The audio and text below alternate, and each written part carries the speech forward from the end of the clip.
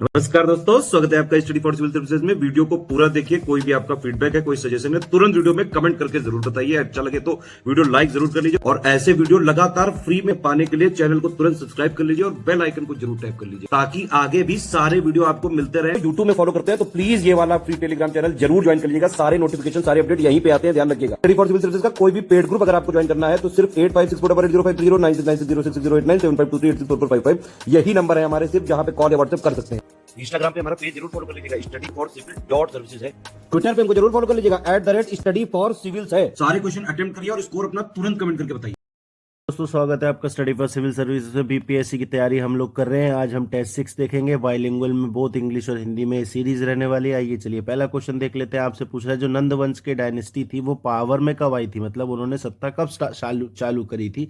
और साथ में जो अरब था, अरब जो लोग थे, उन्होंने जो सबसे पहला आक्रमण किया था सिंध पे वो कब किया था। 424, 711, 422, 711, 424, 712, 422, 712 आपको पहचानना है। तो जो नंद डायनेस्टी थी उसको महापद्म नंद ने फाउंड किया था, उसके फाउंडर का नाम महापद्म नंद था। और जो ये डायनेस्टी पावर में आई थी वो 424 में आई थी, ठीक है। और उन्होंने शिशुनाग वंश को हटाया था। और उसके बाद इनके बाद कौन आए थे, मौर्य। यानी कि पहले शिशुनाग आए, फिर नंदाज आए, फिर मौर्याज आए। ये सारे कहाँ रूल करते थे, मगध का जो जनपद था वहां पे, ये महाजनपद था, वहां पे रूल करते थे। महापद्म नंद इसके फाउंडर थे। और जो अरब्स ने इन्वेड किया था सिंध को वो 712 में किया था। चलिए दूसरा क्वेश्चन देख लेते हैं। आपसे पूछा जो थर्ड बुद्धिस्ट काउंसिल थी उसका आयोजन कब हुआ था, उसका ईयर आपको बताना है। और जो शाकाज थे उन्होंने इंडिया पर कब आक्रमण किया था उसका आपको ईयर बताना है। 252 BC, 92 BC, 252, 90, 92, 250 आपको पहचानना है इसमें से। तो अगर हम देखें तो 250 BC में जो है थर्ड बुद्धिस्ट काउंसिल हुई थी। वो किसने कराई थी, जो हमारे अशोक थे, ठीक है। एक अशोक ने करवाई थी। कौन से वंश के रूलर थे, वो मौर्य वंश के रूलर थे, ठीक है। और ये कहाँ कराई थी उन्होंने, पाटलिपुत्र में कराई थी। ये आपको पता होना चाहिए कि कौन सा वंश के रूलर थे, कौन सी जगह थी और कौन इस पे किसने इसको प्रोसाइड किया था। और जो शाकाज ने इंडिया को इन्वेड किया था वो 92 में किया था। नेक्स्ट आपसे पूछ रहा है कि जो विक्रमादित्य जो थे उनका जो शासन काल था, उनकी जो रेन थी वो कब जो है कब से कब तक थी। 378 से 415, 380 से 414, 381 से 414 और 382 से 415। बताइए कौन से थी ये। तो ये 380 से 414 थी, 20 का आंसर हो जाएगा। ये वाले जो चंद्र विक्रमादित्य हैं वो बेसिकली चंद्रगुप्त द टू हैं। चंद्रगुप्त वंश के जो गुप्त वंश के जो राजा थे, चंद्रगुप्त टू। देखिए विक्रमादित्य कौन है, विक्रमादित्य एक लेजेंडरी हीरो है, एक पौराणिक वीर है। और बहुत सारे राजाओं ने विक्रमादित्य की उपाधि ली थी अपना शौर्य वगैरह दिखाने के लिए। अगला क्वेश्चन देख लेते हैं। आपसे पूछ रहा है मेसोपोटामिया में जो लिखाई है उसको इंट्रोड्यूस कब किया गया था, उसका आपको ईयर बताना है। और साथ में जो कूनीफॉर्म स्क्रिप्ट है यानी कि कीलाकार लिपि है उसका विकास कब हुआ था, उसका आपको ईयर बताना है। 3300, 2500, 3200, 2600, 3201, 3202 बताना है आपको, इसमें से पहचानना है। तो राइटिंग मेसोपोटामिया में इंट्रोड्यूस की गई थी 3200 BCE में। और जो कूनीफॉर्म स्क्रिप्ट है वो डेवलप हुई थी 2600 में। देखिए बहुत सारी स्क्रिप्ट होती थी, जैसे कि लोगोसिलेबिक स्क्रिप्ट होती है, एक पिक्टोग्राफिक स्क्रिप्ट होती है जैसे हड़प्पा की स्क्रिप्ट होती है, एक कूनीफॉर्म स्क्रिप्ट होती है जो basically left to right, right to left continuously लिखी जाती है, ऐसी भी स्क्रिप्ट होती हैं। तो बहुत सारी स्क्रिप्ट होती हैं, इनके बारे में आपको पता होना चाहिए। चलिए बताइए मुझे, जो अशोका के इंस्क्रिप्शंस हैं, अशोका के जो अभिलेख आपको मिलते हैं वो कौन कौन सी लैंग्वेजेस में मिलते हैं, ये मुझे आपको कमेंट सेक्शन में बताना है। कौन कौन सी लैंग्वेज में मिलते हैं, बहुत सारी लैंग्वेजेस में मिलते हैं, वो आपको बताना है। नेक्स्ट आपसे पूछ रहा है जो खानवा का युद्ध था, बैटल ऑफ खानवा था, उसे कब लड़ा गया था, ईयर बताना। और बैटल ऑफ चौसा जो है उसको कब लड़ा गया था, उसका आपको मुझे ईयर बताना है। बताइए 1527, 1529, 1539 या 1540। तो बैटल ऑफ खानवा जो है 1527 में लड़ा गया था। और ये किसके बीच में हुआ था, battle of Khanwa basically Babur और राणा सांगा के बीच में हुआ था। हुआ क्या था कि बाबर और राणा सांगा ने पहले एक ट्रीटी करी थी। बाबर ने जब इब्राहिम लोदी से लड़ाई करी थी फर्स्ट बैटल ऑफ पानीपत में, तो ये बात कही गई थी कि बाबर ने अपने बाबरनामा में ये लिखा है कि उनको राणा सांगा ने प्रॉमिस किया था कि वो उनको हेल्प करेंगे। लेकिन जब बाबर ने हमला किया इब्राहिम लोदी पे तो राणा सांगा ने कोई हेल्प नहीं करी। और राणा सांगा इस चक्कर में थे कि भाई ये आएंगे और जैसे जनरली जो नॉर्थ वेस्टर्न फ्रंटियर प्रोविंस और सेंट्रल इंडिया से, सेंट्रल एशिया से जो अटैकर्स आते थे वो हरा के और थोड़ा लूट लाट के चले जाते थे। तो राणा सांगा ने सोचा कि एक बार ये इब्राहिम लोदी की पावर दिल्ली सल्तनत को खत्म हो जाएगी और ये चले जाएंगे तो हम कब्जा कर लेंगे। लेकिन बाद में जो बाबर थे उनका मूड चेंज हो गया और बाबर ने इसी को बेसिस बनाया कि आपने अपनी जो वादा मुझे किया था वो आपने नहीं किया पूरा, तो इसलिए अब हम आपसे लड़ाई करेंगे। दूसरा जो बैटल ऑफ चौसा है ये 1539 में हुआ था। ये किसके बीच में हुआ था? देखिए, हुमायूं और शेर शाह सूरी के बीच में हुआ था। हुमायूं अगर हम देखें, बाबर के बाद हुमायूं आए, ठीक है, उसके बाद, और उन्होंने बेसिकली एक बीच में लड़ाई लड़ी थी। जो जो सूर एम्पायर था, शेरशाह सूरी अफगान थे, उन्होंने एक लड़ाई लड़ी थी और 15 साल के लिए तकरीबन जो है हुमायूं राजगद्दी से हटा दिए गए थे। तो इसलिए इसका आंसर ए हो जाएगा। अगला क्वेश्चन देख लेते हैं। आपसे पूछ रहे हैं कि शेरशाह सूरी कौन से युद्ध में इसमें विजेता हुए थे? आपको बताएं विनर कौन से युद्ध में हुए थे, और दूसरा कब ये बैटल फॉट किया गया था, लड़ाई कब हुई थी? बैटल ऑफ समेल, समेल का युद्ध 1546 में, समेल का युद्ध 1544 में, घाघरा का युद्ध 1529 में और 1528 में आपको पहचानना है। तो ये बैटल ऑफ समेल था, ठीक है, जिसमें जो शेरशाह सूरी थे तो वो जीते थे।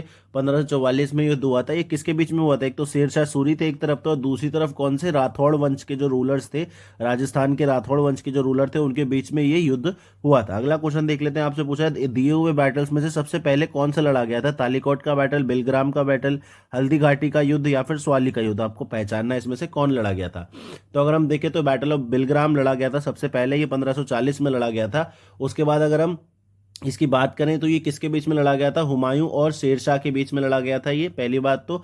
उसके बाद तल्लीकोट की बात करें तो ये 1565 में लड़ा गया था, और ये किसके बीच में लड़ा गया था? विजयनगर के जो एम्पायर था उसके बीच में, और जो दक्कन सल्तान्स थे यानी कि दक्कन सल्तनत था, गोलकोंडा, बीजापुर, ये सब पहले एक ही था, उनके बीच में लड़ा गया था। जबकि अगर हम हल्दी घाटी की बात करें तो ये अकबर के बीच में लड़ा गया था। अकबर और जो हमारे बड़ी ही फेमस एक लेजेंडरी हीरो है महाराणा प्रताप, ठीक है, महाराणा प्रताप के बीच में बैटल ऑफ हल्दी घाटी लड़ा गया था राजस्थान में। और बैटल ऑफ स्वाली जो है ये 1576 में था हल्दी घाटी वाला, और बैटल ऑफ स्वाली जो है इंग्लिश और पुर्तगालियों के बीच में लड़ा गया था, ठीक है, और ये 1612 में लड़ा गया था। तो सबसे पहले कौन सा है? बैटल ऑफ बिलग्राम, ठीक है। अगला क्वेश्चन देख लेते हैं। इसमें आपसे पूछा हुआ है कि ऑड वन आउट आपको चुनना है इनमें से दिए हुए में से। तो siege of Arcot 1751, battle of Arni 1751, उसके बाद बैटल ऑफ गोल्डन रॉक्स 1754, और सीज ऑफ कलकत्ता 1756। तो आपको इसमें से ऑड वन आउट चुनना है। तो ऑड वन आउट अगर हम देखेंगे तो बेसिकली ये डी वाला हो जाएगा, सीज ऑफ कैलकटा। क्यों? क्योंकि ये बेसिकली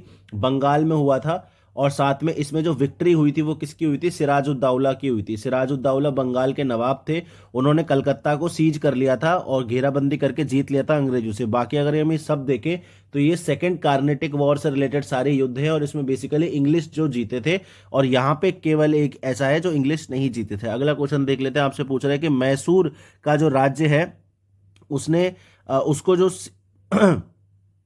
उसकी जो घेराबंदी हो गई थी, तो उसमें जो है किस सीज में जो है मैसूर का किंगडम जीता था? मतलब मैसूर की किंगडम ने बहुत सारी सीजेस करी थी, या इन सीजेस में कौन सी ऐसी सीज है या युद्ध है जिसमें मैसूर का राज जीता था? आपको बताना है। तो सीज ऑफ या दरबार की घेराबंदी, गोरुमकोंडा की, कोप्पल की, या फिर नंदी दुर्ग की? तो इनमें से किसी में भी मैसूर नहीं जीता था, इसलिए इसका आंसर हो जाएगा उपरोक्त में से कोई भी नहीं, none of the above. Next आपसे पूछ रहा है ऑड वन आउट आपको चुनना है। इसमें से आपको बताना है, एक तरफ आपको इवेंट्स दे रखे हैं और दूसरी तरफ उनके विजेता दे रखे हैं। तो डीग किले की घेराबंदी, सीज ऑफ डीग फोर्ट जो है ईस्ट इंडिया कंपनी ने जीती थी। बैटल ऑफ भरतपुर जो है वो ईस्ट इंडिया कंपनी ने जीता था। कुरिचिया का जो विद्रोह हुआ था वो ईस्ट इंडिया कंपनी ने उसको सक्सेसफुली उसको दबा दिया था। और बैटल ऑफ खड़की जो है वो भी ब्रिटिश इंडिया ने जीता था। आपको बताना है कौन सा ठीक है। तो अगर हम देखिए बैटल ऑफ भरतपुर वाला, इसमें से ऑड वन आउट है, क्योंकि इसमें मराठा एम्पायर के जो रूलर थे, जो बेसिकली होलकर्स हुआ करते थे उस समय, मराठा जो है कन्फेडरेसी थी, तो अलग अलग जैसे होलकर, सिंधिया और पेशवाज अलग अलग जगह पे रूल करते थे। तो जो भरतपुर के आसपास होलकर्स की यहाँ पे जीत हुई थी, इसलिए इसका आंसर बी हो जाएगा। अगला क्वेश्चन देख लेते हैं। आपसे गलत पूछा हुआ है इसमें से। आप एक तरफ आपको राजवंश दे रखे हैं, दूसरी तरफ उनके जो फाउंडर्स हैं वो। तो नंद वंश के फाउंडर आपको महापद नंद मिलेंगे, सुंग वंश के पुष्यमित्र सुंग मिलेंगे, वाकाटक के विंध्य शक्ति मिलेंगे, और चालुक्य जो बादामी वाले थे उसके मिलेंगे जयसिंह वन। आपको इनकरेक्ट बताना है कौन सा है। तो ये सारे ही करेक्ट है, इसलिए इसका आंसर नन ऑफ दीज हो जाएगा। देखिए सारे क्वेश्चन आपको अटेम्प्ट करना है, अटेम्प्ट करके अपना स्कोर जो है कमेंट सेक्शन में लिखना है। और ऐसे ही बहुत सारी हमारी वीडियो सीरीज चल रही है, जैसे यूपी SSS की चल रही है हमारी, लेखपाल की, यूपी पीएससी की हमारी चल रही है, मेंस आंसर राइटिंग की भी चल रही है और डेली क्विज भी चल रही है और बीपीएससी की तो हम चला ही रहे हैं। तो इन सारी वीडियोस को ये बिल्कुल फ्री है आपके लिए, और अगर आप इनकी नोटिफिकेशन पाना चाहते हैं तो आप यूट्यूब के चैनल को सब्सक्राइब भी कर सकते हैं और साथ में हमारे फ्री टेलीग्राम चैनल को ज्वाइन कर लीजिए, वहां पे सारी जो है आपको अपडेट मिल जाएगी। चलिए अगला क्वेश्चन देख लेते हैं। इसमें आपसे पूछा हुआ है कि जो कांचीपुरम है वो किसकी राजधानी थी, कौन से राज्यवंश की राजधानी थी, और जो डोर समुद्र था वो कौन से वंश की राजधानी थी, ये आपको मुझे बताना है। पल्लवा, होयसाला, राष्ट्रकूटा या फिर खकातिया, इनमें से आपको पहचानना है। तो अगर हम देखें तो कांचीपुरम पल्लव की राजधानी थी और होयसालों की जो राजधानी थी वो डोर समुद्र थी।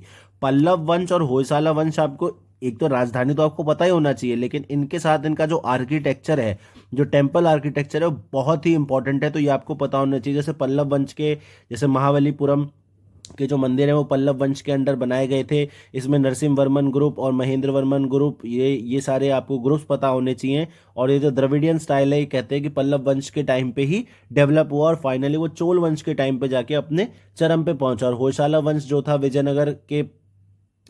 विजयनगर से पहले होयसाला वंश 13वीं 14वीं शताब्दी में था। और यहाँ पे बहुत ही कॉम्प्लेक्स, मतलब इसके जो ग्राउंड प्लान होते थे वो स्टार की तरह होते थे इस तरीके से, तो बड़े ही कॉम्प्लेक्स इंटीग्रेटली डिजाइंड मंदिर ये बनाते थे। अगला क्वेश्चन देख लेते हैं।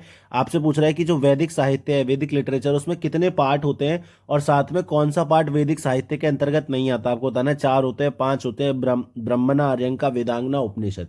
तो कौन सा नहीं आता। तो अगर हम देखें तो उसमें 4 पार्ट होते हैं, और कौन कौन से वो होते हैं, एक तो वेदास हो गए, ब्राह्मणास हो गए, अर्यंकास हो गए और उपनिषद हो गए। तो इसमें वेदांगना नहीं आता है। वेदांगना बेसिकली वेद का पार्ट नहीं है, वेदों को पढ़ने के लिए जो चीज़ आपको समझनी होती है, जैसे फोनेटिक्स समझने होते हैं, रिचुअल समझने होते हैं, ग्रामर समझनी होती है, ज्योतिष समझनी होती है, ये इसका पार्ट है, ठीक है, ये वेदों का पार्ट नहीं है, इसलिए इसका आंसर सी हो जाएगा। ठीक है, अगला क्वेश्चन देख लेते हैं। आपसे सही विकल्प चुनने के लिए बोल रहा है। एक तरफ आपको एक्सकेवेशन साइट्स और पुरातत्व स्थल दे रखे हैं, दूसरी तरफ उनके जो एक्सकेवेटर्स है वो आपको पहचानना है। तो लोथल जो है फजल अहमद जी ने किया था, रंगपुर जो है रंगनाथ राव जी ने किया था, कोट दीजी यादियत शर्मा ने किया था, और रोपड़ जो है रंगनाथ राव ने किया था। आपको बताना है कौन सा ठीक है इसमें से। अगर हम देखें तो बी वाला ठीक है, क्योंकि जो लोथल है वो आपको रंगनाथ राव जी ने किया था, कोट दीजी जो है फजल अहमद ने किया था, और रोपड़ जो है आपकी वाई डी शर्मा जी ने किया था, इसलिए इसका आंसर बी हो जाएगा।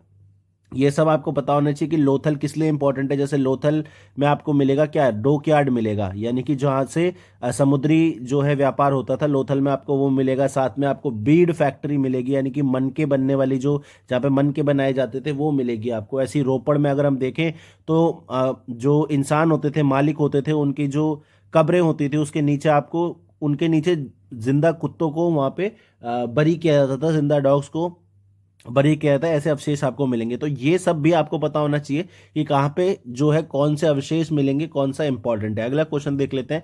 जो यूनाइटेड इंडिया कमेटी थी उसका गठन कब किया गया था, आपको ईयर बताना है, और साथ में इसको किसने गठित किया था, उसकी स्थापना किसने करी थी, आपको बताना है। 1882, 1883, सुरेंद्रनाथ बनर्जी, व्योमेश चंद्र बनर्जी, आपको पहचानना है इसमें से। तो अगर हम देखें, यूनाइटेड इंडिया कमेटी 1883 में फाउंड की गई थी, और व्योमेश चंद्र बनर्जी, डब्ल्यू सी बनर्जी, इसके संस्थापक थे। अगर आपको याद हो तो डब्ल्यू सी बनर्जी वो भी है जिन्होंने इंडियन नेशनल कांग्रेस को चेयर भी किया था, अपने जो फर्स्ट जो अधिवेशन है उसमें, फर्स्ट सेशन में किया था। ठीक है, अगला क्वेश्चन देख लेते हैं। इसमें आपसे पूछा हुआ है कि राष्ट्रीय स्वयंसेवक संघ की स्थापना कब हुई थी, आपको वर्ष बताना है। राष्ट्रीय स्वयंसेवक संघ की स्थापना कब हुई थी और साथ में किसने किया था, ये भी आपको बताना। तो 1924 में हुई थी, 1925 में हुई थी, दादोबा पांडुरंग ने किया था, या फिर डॉक्टर हेगड़ेवार ने किया था। तो बेसिकली 1925 में हुआ था, डॉक्टर हेगड़ेवार ने किया था। यहाँ पे ऑप्शंस बेसिकली रिपीट कर दिए है, बट ये जो है सेम ही है दोनों ऑप्शन, तो ये आपको पता होना चाहिए। 1925 जो है ये वर्ष था, और डॉक्टर हेगड़ेवार जो था, ये बेसिकली राष्ट्रीय स्वयंसेवक संघ करता क्या था,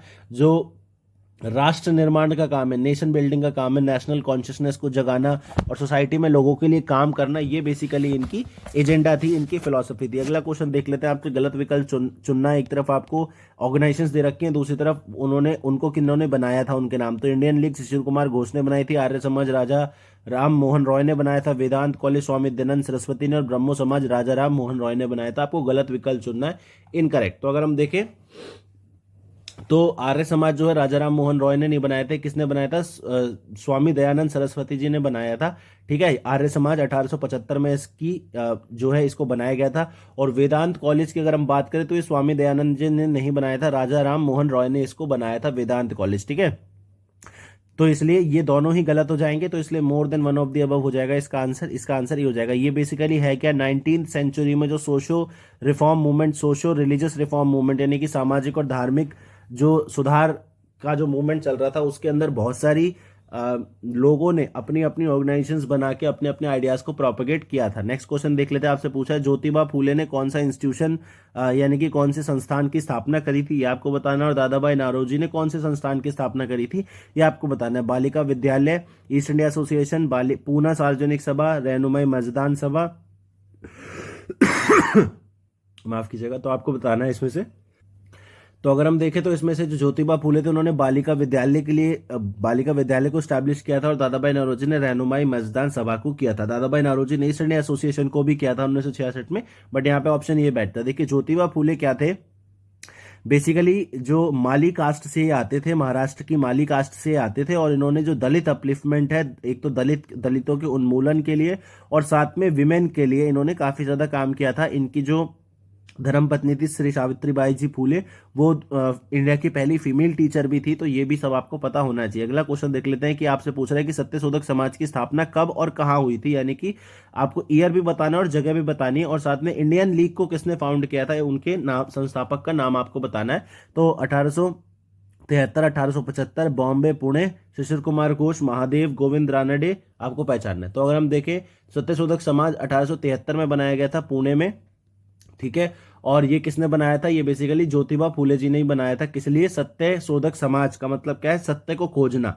तो क्या करना है यहाँ पे, बेसिकली जो हमने कास्ट हायरार्कीज बना रखी है, ये असत्य है हमारे लिए, ये सही नहीं है, तो इसको हमें हटाना है। और दलितों का जो उन्मूलन है उसके लिए बनाया था, और जो इंडियन लीग थी वो शिशिर कुमार घोष ने बनाई थी। चलिए अगला क्वेश्चन देख लेते हैं। इसमें आपसे पूछा हुआ है कि जो विश्व भारती है, एक बेसिकली विश्व भारती यूनिवर्सिटी है, तो उसको किसने फाउंड किया था, आपको उनकी स्थापना जिसने करी थी उसका नाम बताना है। साथ में गदर पार्टी को कब फाउंड किया गया था, समय बताना है, ईयर बताना, और हिंदू महासभा का आपको बताना है। तो रविन्द्रनाथ ठाकुर, पंडित शिव नारायण अग्निहोत्री, 1914, 1913, 1915, 1916, इसमें से आपको पहचानना है। तो जो विश्व भारती यूनिवर्सिटी थी, आपको सबको पता होगा, रविन्द्रनाथ ठाकुर जी ने फाउंड करी थी। और बहुत ही यहाँ पे जो आर्ट एंड कल्चर है, यानी कि पेंटिंग्स हो गई और लिटरेचर हो गई, उसका काफी ज्यादा यहाँ पे ट्रेनिंग दी जाती थी बच्चों को, और साथ में नेशनलिस्ट फीलिंग्स को भी जगाया जाता था यहाँ पे। उसका जो गदर पार्टी है 1913 में बनाई गई थी, और जो हिंदू महासभा 1915 में बनाई गई थी। देखिए गदर पार्टी के बारे में बता देता हूं मैं आपको। ये बेसिकली सियाटल में बनी थी, यूएस में बनी थी। लाला हरदयाल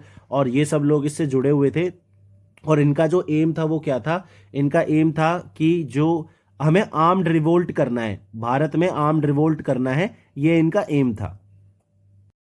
देख लेते हैं। इसमें आपसे पूछ रहा है हिंदुस्तान रिपब्लिकन एसोसिएशन जो है वो कब बनी थी, और हिंदुस्तान सोशलिस्ट रिपब्लिकन आर्मी कब बनी थी, और खुदाई खिदमतगार कब बनी थी। आपको वर्ष पहचानने हैं, 1924, 1927, 1931, 1928, 1925, 1930। इनमें से अगर हम देखें तो हिंदुस्तान रिपब्लिकन एसोसिएशन जो 1924 में बनी थी, और जो आर्मी बनी थी सोशलिस्ट रिपब्लिकन आर्मी 1928 में बनी थी, और खुदाई खिदमतगार 1930 में बनी थी। बेसिकली खुदाई खिदमतगार जो है नॉर्थ वेस्टर्न फ्रंटियर प्रोविंस में, अफगानिस्तान पाकिस्तान के एरिया में जब अनडिवाइडेड इंडिया हुआ करता था, वहां पे बनी थी। रेड शर्ट्स पे इनको बोलते थे। और हिंदुस्तान रिपब्लिकन आर्मी में जैसे हमारे चंद्रशेखर आजाद, बिस्मिल, सचिंद्र सान्याल, ये सब इन्वॉल्व थे, ठीक है। नेक्स्ट क्वेश्चन देख लेते हैं। इनकरेक्ट आपसे पूछा हुआ है, एक तरफ आपको ऑर्गेनाइजेशंस दे रखे हैं, दूसरी तरफ उनके फाउंडर्स, तो आपको पहचानना है। गलत, आत्मीय सभा राजा राम मोहन रॉय ने, तत्बोधनी सभा राधाकांत देव ने, धर्म सभा देवेंद्रनाथ ठाकुर ने, और ब्रिटिश सार्वजनिक सभा दादाभाई नारोजी ने बनाई थी। आपको पहचानना है इनकरेक्ट। तो अगर हम देखें इसमें से दो इनकरेक्ट है, क्योंकि तत्बोधनी सभा आपकी देवेंद्रनाथ ठाकुर जी ने बनाई थी, और धर्म सभा आपकी राधाकांत देव ने बनाई थी। इंटरचेंज किया हुआ है, इसलिए इसका आंसर हो जाएगा more than one of the above, इसलिए इसका आंसर ये हो जाएगा। अगला क्वेश्चन देख लेते हैं। कलकत्ता में कौन सी ऑर्गेनाइजेशन नहीं बनाई गई थी, आपको बताना है कौन से संगठन की स्थापना कलकत्ता में नहीं हुई थी। आत्मीय सभा, तत्बोधनी सभा, धर्म सभा या साइंटिफिक सोसाइटी, बताइए। तो इसमें से अगर हम देखें तो डी इसका आंसर हो जाएगा। साइंटिफिक सोसाइटी बेसिकली जो अलीगढ़ है, अलीगढ़ में इसकी स्थापना की गई थी, और ये अलीगढ़ स्कूल जो उसके जो संस्थापक थे सैयद अहमद खान, जो कि एक लिबरल मुस्लिम थे, और उन्होंने मुस्लिम कम्युनिटी में जो बैकवर्डनेस है उसको हटाने का काम किया था। उसके लिए काफ़ी सारा उन्होंने मोहम्मदीन एंग्लो ओरिएंटल कॉलेज की भी स्थापना करी थी 1875 में। वो भी बनाया गया था, तो इसलिए ये डी हो जाएगा इसका आंसर, उन्हीं का ये था। नेक्स्ट क्वेश्चन देख लेते हैं, आपसे पूछ रहा है एस्टैब्लिशमेंट के ईयर्स पे यानी कि स्थापना के वर्ष के हिसाब से आपको बताना ऑड वन आउट। तो हंटर कमेटी की रिपोर्ट, नागपुर सेशन जो इंडियन नेशनल कांग्रेस का हुआ था, असहयोग आंदोलन यानी कि नॉन कॉपरेशन की बिगिनिंग, और चौरी चौरा इंसिडेंट, कौन सा ऑड वन आउट है इसमें से देखें। तो अगर आप देखें, तो अगर आपको नहीं भी पता, मान लीजिए आपको इन दोनों का वर्ष नहीं पता, लेकिन आपको ये तो पता है कि beginning of the non cooperation और चौरी चौरा इंसिडेंट ये आपस में एंटीथेटिकल है, मतलब कि जो असहयोग आंदोलन स्टार्ट हुआ था वो खत्म किसके बाद हुआ था, चौरी चौरा के बाद। तो ये तो पता है कि ये दोनों एक साथ नहीं हो सकते हैं, ठीक है। इतना अगर आपको पता है तो आपको पता है कि अगर आप इन दोनों में से कोई आंसर लगाएंगे तो आपका गलत होगा, क्योंकि ये एक साथ जो है ऑड वन आउट नहीं हो सकते हैं। तो इसमें से ऑड वन आउट क्या है, चौरी चौरा इंसिडेंट, क्योंकि ये 1922 में हुआ था, जिसके बाद असहयोग आंदोलन को वापस ले लिया गया था। चलिए बताइए, असहयोग आंदोलन नॉन कोऑपरेशन मूवमेंट को जब स्टार्ट किया था तो वो कौन से इंडियन नेशनल कांग्रेस के सेशन में किया था, और जब एंड किया था, उसको वापस लिया था, उस सेशन का नाम आपको मुझे बताना है। तो दोनों ही सेशंस का नाम आप मुझे बताइए। चलिए अगला क्वेश्चन देख लेते हैं, फिर से आपसे इनकरेक्ट पूछा हुआ है, स्थापना वर्ष के हिसाब से आपको बताना है। साइमन कमीशन की नियुक्ति 1928 में हुई थी, कमीशन भारत में 1928 में आया था, नेहरू रिपोर्ट 1928 में आई थी, और बारदोली सत्याग्रह 1928 में हुआ था। तो इसमें से इनकरेक्ट क्या हो जाएगा, ए वाला, क्योंकि इसकी जो नियुक्ति हुई थी 1927 में हुई थी, जबकि वो भारत 1928 में आया था, और साइमन गो बैक के नारे भी लगवाए थे हमारे लीडर्स ने। तो इसमें ये हुआ क्या था, गवर्नमेंट ऑफ इंडिया एक्ट 1919 जो एक्ट आया था, उसमें क्या था कि भारत में जो संवैधानिक सुधार हैं, कॉन्स्टिट्यूशनल रिफॉर्म्स हैं, उनके ऊपर चर्चा की गई थी, और उसमें एक प्रावधान ये था कि हर 10 साल के बाद, आफ्टर एवरी 10 ईयर्स, एक कॉन्स्टिट्यूशनल कमेटी बैठाई जाएगी, जो कि भारत में हो रहे कॉन्स्टिट्यूशनल जो प्रोग्रेस है, संवैधानिक जो प्रोग्रेस जो हो रही है, उसका आकलन करेगी, ठीक है। तो इसके लिए साइमन कमीशन बताई थी, इसमें कोई भी इंडियन मेंबर नहीं था, इसलिए इसके खिलाफ हमने प्रोटेस्ट किया था। अगला क्वेश्चन देख लेते हैं, फिर से आपसे गलत पूछ रहा है, आपको बताना है। द्वितीय गोलमेज सम्मेलन, सेकंड राउंड टेबल कॉन्फ्रेंस 31 में हुई थी, कम्युनल अवार्ड 1933 में, पूना पैक्ट 1932 में, इंटरिम गवर्नमेंट की स्थापना 1946 में। चलिए फिर से यही लॉजिक इसमें लग जाएगा कि आपको अगर लॉजिक पता है कि कम्युनल अवार्ड आने के बाद पूना पैक्ट हुआ था, कम्युनल अवार्ड में क्या बोल रहा था कि जो दलित सेक्शन, हमारी जो डिप्रेस सेक्शन है, डिप्रेस क्लासेस है, उनके लिए अलग सेपरेट अवार्ड की बात करी गई थी। तो ये तो पूना पैक्ट तो इससे पहले हो ही नहीं सकता, क्योंकि पूना पैक्ट ही इसलिए हुआ था क्योंकि कम्युनल अवार्ड को हमें नकारना था। तो अगर आपको ये नहीं भी पता है सही तरीके से, तो भी आप लॉजिकली आंसर लगा सकते हैं। देखिए, कभी भी अगर आप यूपीएससी का एग्जाम दे रहे हैं, यूपीपीएससी का एग्जाम दे रहे हैं, 100-150 क्वेश्चन आते हैं, उसमें से अगर हम देखें तो 30 से 35% क्वेश्चन आपको सही में आते हैं, आप आसानी से हर कोई पहुंच जाता है। लेकिन जो आप प्रीलिम्स क्लियर करेंगे वो तब कर पाएंगे जब आप बाकियों से 10 या 15 क्वेश्चन ऊपर करेंगे, तब आप कंफर्टेबली जो है प्रीलिम्स क्लियर कर पाएंगे। और उसके लिए आपको ऐसे एजुकेटेड गेस, या जिसको हम एलिमिनेशन टेक्निक बोलते हैं, वो आपको करना पड़ती है, इसलिए इसका आंसर हो जाएगा बी। अगला क्वेश्चन देख लेते हैं, इसमें से आपसे करेक्ट विकल्प पूछा है कि अगस्त ऑफर जो है लिनलिथ गो के अंदर आया था, क्रिप्स प्रपोजल जो है या क्रिप्स मिशन जो है जनरल डायर के अंदर आया था, quit India resolution Mahatma Gandhi के अंदर आया था, जलियांवाला मैसेकर स्टैनफोर्ड क्रिप्स के अंदर आया था। करेक्ट आपको बताना है कौन सा इनमें से। तो अगर हम देखें तो ये वाला करेक्ट है, अगस्त ऑफर जो है लॉर्ड लिनलिथ गो के अंदर ही आया था, और quit India resolution Mahatma Gandhi के अंदर आया था। जबकि क्रिप्स मिशन की बात करें तो स्टैनफोर्ड क्रिप्स नाम से पहचान सकते हैं आप, और जो जलियांवाला मैसेकर है वो जनरल डायर्स ने एक क्रूरता दिखाई थी अपनी, और 1919 में 13 अप्रैल 1919 में काफी बड़ी एक नरसंहार, एक मसाकर किया था उन्होंने जलियांवाला बाग में, अमृतसर में, जिसके खिलाफ काफी ज्यादा प्रोटेस्ट भी हुए थे। और इसी प्रोटेस्ट में बहुत सारे जो यंग लीडर्स हैं, जैसे भगत सिंह है, चंद्रशेखर आजाद है, इन्होंने भी पार्टिसिपेट किया था। तो इसलिए इसका more than one of the above इसका आंसर हो जाएगा। अगला क्वेश्चन देख लेते हैं, आपसे 1946 के बारे में पूछा हुआ है कि कौन सा इंसिडेंट 1946 में नहीं हुआ था। नौसेना में विद्रोह यानी कि नेवल म्यूटिनी, कैबिनेट मिशन जब आया था, शिमला कॉन्फ्रेंस या डायरेक्ट एक्शन डे, ये आपको बताना है कि 1946 में कौन सा नहीं हुआ था। तो अगर हम देखें तो शिमला कॉन्फ्रेंस जो लॉर्ड वेवल ने करवाई थी वो 1945 में हुई थी, ना कि 1946 में। और यहाँ पे क्या हो रहा था, बेसिकली जो कॉन्स्टिट्यूशनल अरेंजमेंट हमें बनाना था, गवर्नमेंट जो हमें बनानी थी, उसके ऊपर जो लाए जाने वाले प्रस्ताव थे, इंडियन नेशनल कांग्रेस, मुस्लिम लीग और बाकी सारे जितने भी पार्टिसिपेंट्स थे, उनके साथ एक कॉन्फ्रेंस की गई थी शिमला में लॉर्ड वेवल के अंदर। तो यहाँ पे वेवल प्लान जो आया था उस पर अग्रीमेंट करना था हमें, वो एक काम था। और यहाँ पे जो सेपरेट जो इलेक्टोरेट देने की बात थी मुसलमानों को, उस पर भी काम यहाँ पे जो है डिसीजंस होने थे। ठीक है, चलिए आप मुझे बताइए, शिमला कॉन्फ्रेंस तो आपको पता है, आप बताइए शिमला डेप्यूटेशन गया था, शिमला डेप्यूटेशन गया था वो कब गया था, आपको ईयर बताना है पहली बात तो, शिमला डेप्यूटेशन कब गया था। दूसरा, उस समय वाइसरॉय कौन थे जब शिमला डेप्यूटेशन गया था, ये दोनों चीजें आपको मुझे बतानी है। अगला देख लेते हैं, जो हमारा वंदे मातरम है उसको पहली बार कहाँ गाया गया था, आपको बताना है वेयर। और दूसरा, जो पहला डिवीजन है इंडियन नेशनल कांग्रेस में जो स्प्लिट हुआ था, विभाजन हुआ था, वो कहाँ हुआ था, कलकत्ता, सूरत, लखनऊ, बॉम्बे, बताना है आपको। तो पहली बार ये कलकत्ता में गाया गया था, 1896 के सेशन में गाया गया था कांग्रेस के। और जो सूरत में स्प्लिट हुआ था 1907 में, वो पहला स्प्लिट था, विभाजन था कांग्रेस का। उसके बाद काफी सारे स्प्लिट हुए, जैसे स्वराज पार्टी अलग बना ली गई थी, और भी जैसे इंदिरा गांधी के समय भी स्प्लिट हुआ था, लेकिन फर्स्ट स्प्लिट जो है सूरत में हुआ था। और इसके पीछे का कारण क्या था, जो एक्सट्रीमिस्ट थे, जो लाल बाल पाल थे, और जो मॉडरेट्स थे जैसे फिरोज शाह मेहता, गोपाल कृष्ण गोखले, उनका डिसएग्रीमेंट हो रहा था कि जो स्वदेशी मूवमेंट है, यानी कि जो स्वदेशी आंदोलन है, उसको हम सिर्फ बंगाल में सीमित रखें या पूरे भारतवर्ष में इसको पैन इंडिया ले जाएं। तो इस पे जो है डिसएग्रीमेंट की वजह से ये हो गया था। अगला क्वेश्चन आपको जनगण मन से पूछ रहा है कि ये जनगण मन कब और कहां सबसे पहली बार गाया गया था, और उस कांग्रेस सेशन की अध्यक्षता किसने करी थी, वो आपको बताना। 1912, 11, कलकत्ता, मद्रास, रमेश चंद्र दत्त और बिशन नारायण धार, आपको पहचानना है। तो ये 1911 में पहली बार गाया गया था कलकत्ता में।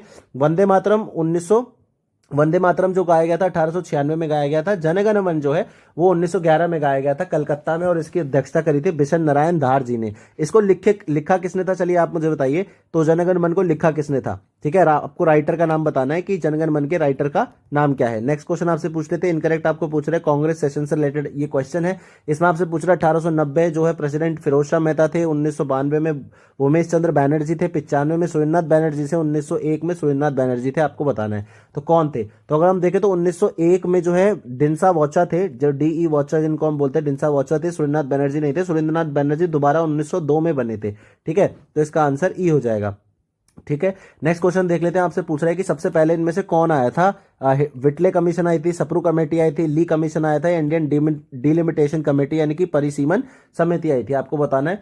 तो इसमें से जो सबसे पहले आया था वो ली कमीशन आया था, क्यों, क्योंकि 1924 में आ गया था। और ये किस लिए आया था, जो पब्लिक सर्विसेज हैं, यानी कि जो लोक सेवाएं हैं, जो आज जिसके आप तैयारी कर रहे हैं, उसमें जो एथनिक कंपोजिशन है, किसके बीच में, यूरोपियंस के बीच में और नेटिव्स के बीच में, उसको ये बात करना चाह रहा था कि भाई कितना नेटिव होना चाहिए, कितना यूरोपियन होना चाहिए, ठीक है। ऐसे विटले कमीशन जो है लेबर पे आया था, ये 1928 में आया था। सप्रू कमेटी 1934 में बनाई गई थी, और डिलिमिटेशन कमेटी जो है 1935 में बनाई गई थी। अगला क्वेश्चन देख लेते हैं, आपको एक तरफ अखबार दे रखे हैं, दूसरी तरफ उनके जो प्रकाशन के वर्ष है वो बताना और गलत विकल्प चुनना। 1971 में तहजीबुल अखलाक न्यूज़पेपर आया था, 81 में केसरी आया था, 88 में सुधारक आया था, और 1903 में इंडियन ओपिनियन न्यूज़पेपर आया था, ठीक है।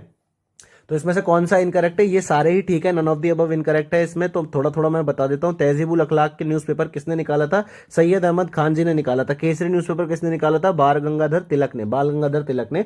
सुधारक न्यूज़पेपर किसने निकाला था, गोपाल गणेश अगरकर जी ने निकाला था। और इंडियन ओपिनियन किसका था, महात्मा गांधी जी का था। ये सारे न्यूज़पेपर्स आपको पता होने चाहिए, क्योंकि मीडिया की जो रोल है वो बहुत इंपॉर्टेंट रही है हमारे इंडियन फ्रीडम स्ट्रगल में, और मेन्स में भी इससे सवाल पूछ ले जाते हैं। अगला नेटिव मैरिजेस एक्ट से आपको पूछा है कब उसको पारित किया गया था, वेन पूछा हुआ। दूसरा, उस समय गवर्नर जनरल जो है वो कौन थे, आपको बताना। 1971, 72, लॉर्ड नॉर्थब्रूक, एलन बोरो, कौन थे। तो अगर हम देखें तो लॉर्ड नॉर्थब्रूक थे, 1872 में ये आया था, माफ कीजिएगा 1871-72 में से पहचानना था, 1872 में ये आया था, ठीक है। अगला क्वेश्चन देख लेते हैं, मिनरल से है। ये पूछ रहा है कि जो 3 टॉप ग्रेफाइट प्रोड्यूसिंग देश हैं उनमें से कौन सी कंट्री नहीं आती है, और साथ में भारत की रैंक क्या है। अगर हम ग्रेफाइट की प्रोडक्शन देखें तो भारत की रैंक क्या है, तो आपको बताना है इसमें से। तो इसमें से भारत की रैंक अगर हम देखें तो 5वीं है, और साथ में कौन सी कंट्री नहीं आती है, वो साउथ अफ्रीका नहीं आती है। बाकी मोजाम्बिक, चाइना और ब्राजील जो है वो टॉप 3 कंट्रीज में आते हैं, इसलिए इसका आंसर नन ऑफ दीज हो जाएगा, ठीक है। ये क्या होती है ग्रेफाइट, बेसिकली एक कार्बन का एलोट्रोप होता है, और ये बहुत ही अच्छा इलेक्ट्रिकल कंडक्टर होता है। और साथ में अगर जो लिथियम आयन बैटरीज हम बनाते हैं, लिथियम आयन बैटरीज के अंदर भी ये एक मुख्य जो है घटक होता है, ठीक है। और अगला क्वेश्चन देख लेते हैं, इसमें आपसे पूछ रहा है कि टॉप यूरेनियम प्रोडक्शन कंट्रीज जो है टॉप 3 उनमें से कौन सी नहीं आती है, शीर्ष में कौन सी नहीं आती है, और भारत का स्थान क्या है विश्व में यूरेनियम प्रोडक्शन में। तो अगर हम देखें कजाकिस्तान, वेनेजुएला, कनाडा, ऑस्ट्रेलिया में से नाम से अगर आप पहचान पाए तो आपको पता लग जाएगा कि वेनेजुएला जो है ऑयल के लिए बड़ी फेमस है, यूरेनियम के लिए फेमस नहीं है। तो वेनेजुएला इसका आंसर हो जाएगा जो टॉप 3 में नहीं आती। और भारत की जो है 11th है। भारत में जो सबसे ज्यादा रिजर्व है वो किसके मिलेंगे आपको? थोरियम के मिलेंगे, ठीक है। जो केरला की मोनाजाइट सैंड है वहां पे आपको थोरियम के सबसे ज्यादा रिजर्व मिलेंगे। इसलिए जो भारत का 3 स्टेज न्यूक्लियर प्रोग्राम है उसमें हम प्रेशराइज्ड हैवी वाटर रिएक्टर्स का यूज करते हैं, उसके बाद ब्रीडर रिएक्टर्स का यूज करते हैं और उसके बाद हम थोरियम बेस्ड रिएक्टर्स का यूज करते हैं। तो ये हमने क्यों किया है? ये जो ओमी जे बाबा थे उन्होंने ये 3 स्टेज का न्यूक्लियर प्रोग्राम क्यों बनाया था? Because India is a uranium deficit country. India में यूरेनियम की कमी है और साथ में आजकल जो जियोपॉलिटिक्स आप देख रहे हैं वो हमेशा से ये इंपॉर्टेंट है ये देखना कि हम अपने आप में सेल्फ रिलायंट बने, ठीक है। तो इसलिए हमने अपनी जो रिसोर्सेज हैं थोरियम को यूज करने वाले न्यूक्लियर प्रोग्राम का गठन किया था, जो 3 स्टेज न्यूक्लियर प्रोग्राम है। ये भी पूछ लिया जाता है कभी कभार। नेक्स्ट आपसे पूछ रहा है कौन सा राज्य है भारत के जो टॉप 3 वीट यानी कि गेहूं के प्रोडक्शन में नहीं आता है और साथ में टॉप 3 मैंगो के प्रोडक्शन में जो नहीं आता है, आम के प्रोडक्शन में आपको बताना है। तो इसमें से कौन सा है? उत्तर प्रदेश, आंध्र प्रदेश, पंजाब, मध्य प्रदेश और राजस्थान।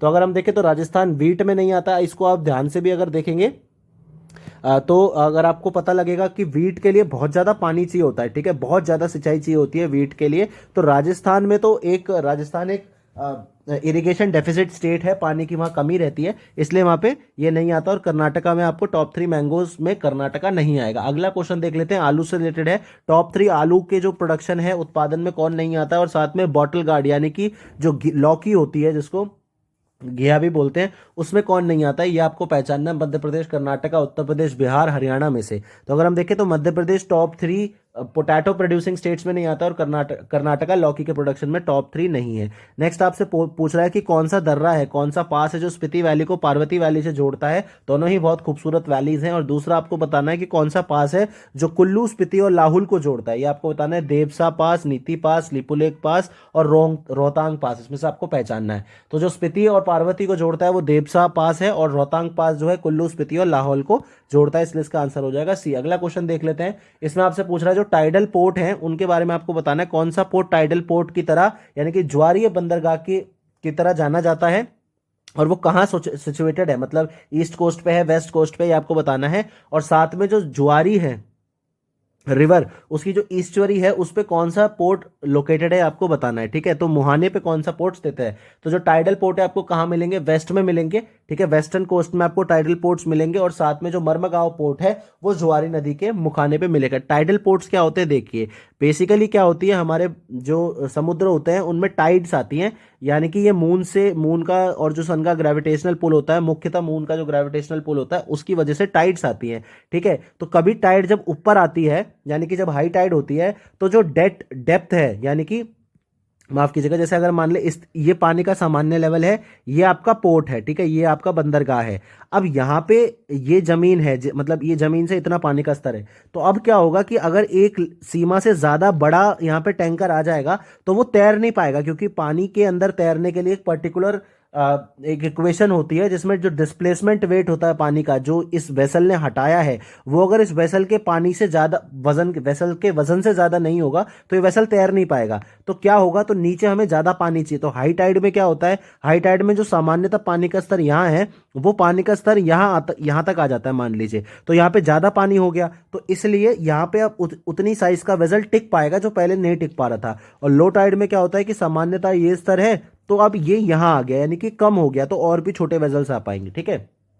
और क्योंकि हमारा वेस्टर्न कोस्ट जो है सबमर्ज्ड कोस्ट है, वेस्टर्न कोस्ट हमारा सबमर्ज्ड कोस्ट है, डूबा हुआ कोस्ट है, इसलिए हमारे पास यहाँ पे टाइड्स आती हैं। जबकि अगर हम ईस्टर्न की बात करेंगे तो ये उठा हुआ कोस्ट है, इसलिए यहाँ पे क्या होता है, सेडिमेंटेशन काफी ज्यादा होता है और यहाँ पे जो है हमारे पोर्ट्स नहीं बन पाते हैं टाइडल। अगला देख लेते हैं, जो मेन ट्रिब्यूटरी सहायक नदी जो यमुना की नहीं है वो पहचाननी है। और जो तापी नदी है वो सतपुरा की जो ईस्टर्न सतपुरा रेंज है, पूर्वी सतपुरा रेंज है, उसके किस भाग से निकलती है ये आपको बताना है मध्य प्रदेश में। तो हिंडौन, बेतवा, केन, चंबल। तो अगर हम देखें तो ये सारी ही सहायक नदियां हैं यमुना की, और जो तापी निकलती है ईस्टर्न सतपुरा रेंज जो है वो मध्य प्रदेश के कौन से भाग में है, वो आपको सदर्न भाग में मिलेगी, इसलिए इसका आंसर नन ऑफ दीज हो जाएगा। अगला क्वेश्चन देख लेते हैं, गलत आपको चुनना है, आपको जगह दे रखी है और लेक्स, इंदिरा सागर मध्य प्रदेश में, पैंगोंग जम्मू कश्मीर में, पुलिकट आंध्रा में और नागार्जुन सागर तेलंगाना में। तो इसमें सबसे सिंपल है ये बी वाला, क्योंकि पैंगोंग झील आपको जम्मू कश्मीर में नहीं मिलेगी, आपको लद्दाख में मिलेगी। अगला क्वेश्चन देख लेते हैं, हाईवे से है, राष्ट्रीय राजमार्ग जो 19 है वो कौन से स्टेट से गुजरता नहीं है, डू नॉट पास। और दूसरा, कौन सा राष्ट्रीय राजमार्ग national highway state of Bihar से गुजरता है, वो आपको बताना है। दिल्ली, झारखंड, वेस्ट बंगाल, छत्तीसगढ़, 60, 65, 21, 19 इसमें से पहचानना है। तो अगर हम देखें तो राष्ट्रीय राजमार्ग 19 जो है छत्तीसगढ़ से नहीं गुजरता है, और जो बिहार से जो राष्ट्रीय राजमार्ग नेशनल हाईवे गुजरता है वो कौन सा है, NH 19। अगला क्वेश्चन देख लेते हैं, जो जहां पे जो समझाने की चीज है वो मैं आपको समझाता चल रहा हूं, जो चीज याद करने की है वो आपको याद ही करनी पड़ेगी। इसको, इस वीडियो को बार बार देखिए, और साथ में अगर आप टेलीग्राम चैनल हमारा ज्वाइन कर लेंगे तो वहां पे आपको क्या है, पिक्स मिल जाएंगी, पिक्स से बहुत अच्छा रिवीजन आपका हो जाएगा तुरंत एग्जाम के दिन के पहले। अगला देख लेते हैं, कौन सा जो मेजर डे है वो जुलाई में नहीं मनाया जाता, आपको बताना है। वर्ल्ड पॉपुलेशन डे यानी कि जनसंख्या दिवस, वर्ल्ड बायोफ्यूल डे यानी कि जैव ईंधन दिवस, हेपेटाइटिस डे, या फिर इंटरनेशनल टाइगर डे यानी कि बाघ दिवस। जुलाई में कौन सा नहीं मनाया जाता, तो वर्ल्ड बायोफ्यूल डे जो है जुलाई में नहीं मनाया जाता, वो कहाँ मनाया जाता है, 10 अगस्त को मनाया जाता है। ये बायोफ्यूल क्या होते हैं, जो जैव ईंधन होते हैं, यानी कि जैव पदार्थों से जो ईंधन निकाले जाते हैं। देखिए, फ्यूल आप कहां से निकाल सकते हैं, एक तो हाइड्रोकार्बन से निकाल सकते हैं, ठीक है। हाइड्रोकार्बन से निकाले हुए फ्यूल्स को हम बायोफ्यूल नहीं बोलते, क्योंकि ये जो निर्जीव वस्तुओं से निकाले जाते हैं, मतलब बहुत पहले कभी ये सजीव रही होंगी, अलाइव थी, उसके बाद दब गई तो कोयला बन गया, गैस बन गया, पेट्रोलियम बन गया, तो ये बायोफ्यूल्स नहीं होते। बायोफ्यूल्स किससे बनते हैं, जैसे आपका गेहूं हो गया, वीट हो गया, राइस हो गया, शुगर केन हो गया, सॉरग्राम हो गया, यानी कि जो भी सेलुलोसिक मटेरियल्स होते हैं, प्लांट बेस्ड मटेरियल्स होते हैं, जैसे एल्गे हो गया, तो इन सब से बायोफ्यूल बनते हैं। इसमें भी कैटेगरीज होती हैं, जैसे जनरेशन 1 है, जनरेशन 2 है, जनरेशन 3 है। इसमें हम और क्या कर सकते हैं, जैसे बायोटेक्नोलॉजी जो हमारी है उसके प्रयोग से हम क्या कर सकते हैं, हम ऐसे जीवाणु या फिर जैसे एल्गे जैसी फंगस ऐसी हम बना सकते हैं माइक्रो ऑर्गेनिजम्स, जो कि ज्यादा जो है बायोफ्यूल को प्रोड्यूस करेगी, ठीक है। अगला क्वेश्चन देख लेते हैं, जो बिसालपुर डैम है वो कौन सी नदी पे है, वो आपको पहचानना है। और इंदिरा सागर डैम जो है वो कौन सी नदी पे, ये आपको पहचानना है। बानस, रेहान, नर्मदा, तापी में से। तो ये जो बिसाल है ये मानस रिवर पे, और नर्मदा पे आपको क्या मिलेगा, इंदिरा सागर डैम मिलेगा, इसलिए इसका आंसर सी हो जाएगा। अगला देख लेते हैं, जो बिरहोर जनजाति है, ट्राइब है, वो कहाँ नहीं पाई जाती है, आपको बताना है। छत्तीसगढ़ में, बिहार में, झारखंड में, मध्य प्रदेश में। तो अगर हम देखें तो बिरहोर जाति आपको, जनजाति जो है छत्तीसगढ़ में आपको नहीं मिलेगी, बाकी बिहार, झारखंड और मध्य प्रदेश में आपको मिल जाएगी। जनजाति आपको पता होनी चाहिए। अगला क्वेश्चन देख लेते हैं, इनकरेक्ट ऑप्शन आपसे पूछा, एक तरफ राज्य दे रखे, दूसरी तरफ लोक नृत्य। तो अरुणाचल प्रदेश का आपको पासी मिलेगा, असम का आपको बागु रुम्बा मिलेगा, बिहार में आपको पनवरिया मिलेगा, छत्तीसगढ़ में आपको पंडावानी मिलेगा। इनकरेक्ट बताना है इसमें से, तो ये सारे ही ठीक है, नन ऑफ द अबव इसका आंसर हो जाएगा। देखिए, फोक डांस जो होते हैं बेसिकली ये किसी ना किसी थीम पे होते हैं, चाहे तो वो किसी देवी देवता के लिए मनाए जाते हैं, चाहे वो नई हार्वेस्ट हो उसके लिए मनाए जाते हैं, शादी ब्याहों पे करे जाते हैं, तो इस तरीके से आपको पता होने चाहिए। अगला क्वेश्चन देख लेते हैं, इनकरेक्ट आपसे पूछा हुआ है, एक तरफ आपको माउंटेन्स यानी कि पर्वत दे रखे हैं, दूसरी तरफ उनकी लोकेशन। तो कंचनजंगा आपको नेपाल और चीन में मिलेगा, मकालू नेपाल चीन में, लोत्से आपको नेपाल और चीन में, और माउंट एवरेस्ट नेपाल और चीन में आपको मिलेगा। तो कौन सा इसमें से गलत इनकरेक्ट है, तो कंचनजंगा। क्यों, क्योंकि वो नेपाल और चीन में नहीं है, नेपाल और भारत में मिलेगा, ठीक है, नेपाल एंड इंडिया में आपको मिलेगा, इसलिए आपका ए हो जाएगा। अगला क्वेश्चन देख लेते हैं, वही आपसे पूछ रहा है कि माउंटेन है और दूसरी तरफ आपको रेंज दे रखी है। तो सासेर कांगड़ी माउंटेन आपको काराकोरम में मिलेगा, साल्तोरो कांगड़ी आपको काराकोरम में मिलेगा, नामचा बरवा काराकोरम में मिलेगा, और चोगोसीला पर्वत आपको काराकोरम में मिलेगा। बताइए कौन सा इसमें से गलत है, तो ये जो नामचा बरवा है वो आपका आंसर हो जाएगा गलत, क्योंकि आपको काराकोरम में नहीं, हिमालयन, ईस्टर्न हिमालयन रेंजेस में मिलेगा। देखिए, हिमालय को हमने काफी डिफरेंट रेंजेस में बांट रखा है। सबसे पहले ट्रांस हिमालयाज आते हैं, उसके बाद काराकोरम आते हैं, उसके बाद ग्रेटर हिमालयाज आते हैं, लेसर हिमालयाज आते हैं, और शिवालिक्स आते हैं। तो ये सारे जो माउंटेन्स हैं ये अलग अलग माउंटेन रेंजेस में है, जो आपको पता होना चाहिए। तो नामचा बरवा आपका ईस्टर्न हिमालयाज में, बेसिकली जो ब्रह्मपुत्र की नदी है वो नामचा बरवा से ही जो है मुड़ के आती है, तो ये अरुणाचल में है। अगला क्वेश्चन देख लेते हैं, जो ऑर्गेनाइजेशन ऑफ विलेज पंचायत है उससे, यानी कि ग्राम पंचायतों के संगठन से कौन सा जो अनुच्छेद है वो रिलेटेड है, और साथ में जो एग्रीकल्चर और एनिमल हस्बेंड्री यानी कि कृषि और पशुपालन के संगठन से कौन सा अनुच्छेद रिलेटेड है, आपको पहचानना है। 41, 40, 48, 44। तो अगर हम देखें तो पंचायत से 40 है और जो एग्रीकल्चर है उससे 48 है, तो इसलिए इसका आंसर हो जाएगा बी। अगर आपको बताऊं तो आप मुझे बताइए 41 किससे रिलेटेड है? 44 तो हम बहुत बार डिस्कस कर चुके हैं, यूनिफॉर्म सिविल कोड से रिलेटेड है। आप मुझे बताइए 41 जो डीपीएसपी का आर्टिकल है, ये डीपीएसपी के पार्ट है, तो 41 आर्टिकल जो है वो किससे रिलेटेड है वो मुझे आपको आपको मुझे बताना है। ठीक है, अगला क्वेश्चन देख लेते हैं। इक्वालिटी ऑफ अपॉर्चुनिटी यानी कि लोक नियोजन के विषय में अवसर की समानता, equality of opportunity in public employment, उसका आर्टिकल आपको बताना, और टाइटल्स का यानी कि उपाधियों के उन्मूलन का आपको पहचानना है, 16, 15, 18। तो अगर हम देखें तो पब्लिक एम्प्लॉयमेंट में 16 वाला हो जाएगा और उपाधियों के लिए 18 वाला हो जाएगा, इसलिए इसका आंसर हो जाएगा डी। ठीक है, जबकि 15 में अगर हम देखें तो डिस्क्रिमिनेशन के खिलाफ है कि किसी को भी आप डिस्क्रिमिनेट नहीं कर सकते, only on the basis of caste, religion, ethnicity, race and gender. उसके बाद अगर हम 17 की बात करें तो अस्पृश्यता यानी कि अनटचेबिलिटी के उन्मूलन से ये रिलेटेड है। अगला क्वेश्चन देख लेते हैं। आपसे गलत विकल्प पूछा, आर्टिकल दे रखे हैं एक तरफ आपको, दूसरी तरफ आपको बताना है कि वो अनुच्छेद किसके लिए है। तो आर्टिकल 54 जो है प्रेसिडेंट के इलेक्शन से रिलेट करता है, 76 जो है भारत के महान्यायवादी यानी कि अटॉर्नी जनरल से करता है, 79 जो है पार्लियामेंट के संगठन से, संसद के संगठन से, और अनुच्छेद 80 जो है composition of council of state यानी कि जो हमारी राज्य के स्तर पे एक तो लेजिस्लेटिव असेंबली होती है विधानसभा और एक विधान परिषद यानी कि लेजिस्लेटिव काउंसिल, तो 80 जो है वो उससे रिलेट करता है। आपको बताना तो कौन सा है, तो डी वाला गलत है क्योंकि ये काउंसिल ऑफ स्टेट से नहीं बल्कि राज्यसभा यानी कि जो संघ के स्तर पे जो राज्यसभा होती है, अपर हाउस होता है, उससे रिलेट करता है। अगला क्वेश्चन देख लेते हैं। आपसे पूछ रहा है कौन सा आर्टिकल है जो स्टेट पॉलिसीज यानी कि नीति निर्देशों के अंदर नहीं आता, डीपीएसपी के अंदर नहीं आता। आर्टिकल 35, 40, 44, 48 कौन सा नहीं आता है? तो अगर हम देखें तो आर्टिकल 35 नहीं आता क्योंकि नीति निर्देश आर्टिकल 36 से लेकर 51 तक होते हैं, और अगर हम फंडामेंटल राइट्स की बात करें तो वो होते हैं 12 से लेकर 35 तक। इसमें क्या है, बेसिकली जो 35वां आर्टिकल है वो आपको क्या बताता है कि पार्लियामेंट के पास एक्सक्लूसिव राइट्स हैं, किसके लिए, बहुत सारी चीज़ों के लिए, जैसे कि जो आपका एब्रोगेशन ऑफ फंडामेंटल राइट है या फिर किसी चीज़ पे कानून बनाना है, तो उसमें राज्य सरकारें कानून नहीं बना सकती, सिर्फ संसद ही कानून बना सकती है। तो ये जो है डीपीएसपी का पार्ट नहीं है। अगला देख लेते हैं, right to freedom of religion यानी कि धार्मिक स्वतंत्रता का जो अधिकार है वो आपको कौन से आर्टिकल के अंदर नहीं आता, ये पहचानना है, 28, 27, 24, 25। तो अगर हम देखें तो ये आपका 25 के अंदर राइट टू फ्रीडम, तो 25 तो इसमें धर्म के अंदर आता है, 27 भी आता है, 28 भी आता है, 24 नहीं आता। क्यों? क्योंकि ये बाल जो श्रम है यानी कि चाइल्ड लेबर है उसके उन्मूलन से रिलेट करता है। देखिए 25 में आपको बताया जाता है कि आपके पास फ्रीडम है किसके लिए, practice, propagate and profess religion के लिए, अपने अपने धर्म की प्रचार प्रसार के लिए और उसको प्रैक्टिस करने के लिए। 28 में आपको किसकी फ्रीडम है कि अगर कोई भी सार्वजनिक एजुकेशन इंस्टीट्यूशन है यानी कि पब्लिक एजुकेशन इंस्टीट्यूशन है या सरकार से उसमें एड आती है, तो आपको वहां पे बाध्य नहीं किया जा सकता किसी एक पर्टिकुलर रिलीजन की टीचिंग्स को समझने के लिए। और 27 में क्या है कि आपको टैक्स देने के लिए, किसी भी धर्म को के प्रचार के लिए टैक्स देने के लिए आपको बाध्य नहीं किया जा सकता। अगला देख लेते हैं, इसमें से गलत आपसे पूछ रहा है कि गलत कौन सा है। ये है वो आपसे पूछ रहा है कि फंडामेंटल ड्यूटी यानी कि मौलिक कर्तव्य को बताता है। पार्ट 9 है नगर पालिका म्युनिसिपैलिटी को बताता है। पार्ट 9 भी कोऑपरेटिव सोसाइटी यानी कि सहकारी समिति को बताता है। और पार्ट 17 जो है वो आपको इमरजेंसी प्रोविजंस के बारे में बताता है। ये आपको बताना है इनकरेक्ट कौन सा इनमें से।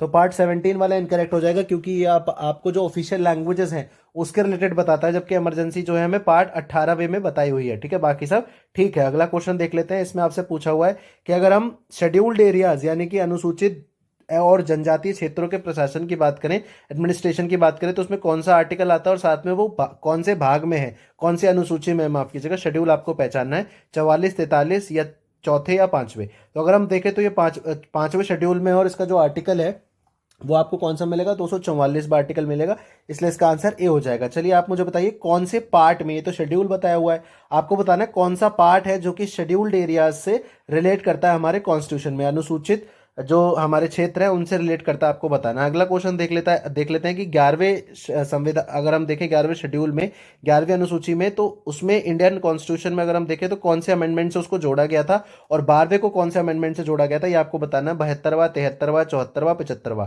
तो अगर हम देखें तो 73वें और 74वें से 11th और 12th को जोड़ा गया था, इसलिए इसका आंसर भी हो जाएगा। 11वें में क्या बताया गया है, 11वें में बेसिकली पंचायत के जो क्षेत्र हैं वो बताए गए हैं, और 12वें में क्या है, जो म्युनिसिपैलिटीज हैं उनके क्षेत्र बताए गए हैं। ठीक है, अगला क्वेश्चन देख लेते हैं। जो पार्लियामेंट्री प्रिविलेजेस हैं यानी कि संसदीय विशेषाधिकार हैं, वो हमें कौन से कॉन्स्टिट्यूशन से हमने लिए हैं वो बताना है। इंपीचमेंट यानी कि महाभियोग जो है राष्ट्रपति का, वो हमने कहां से लिया है पहचानना है।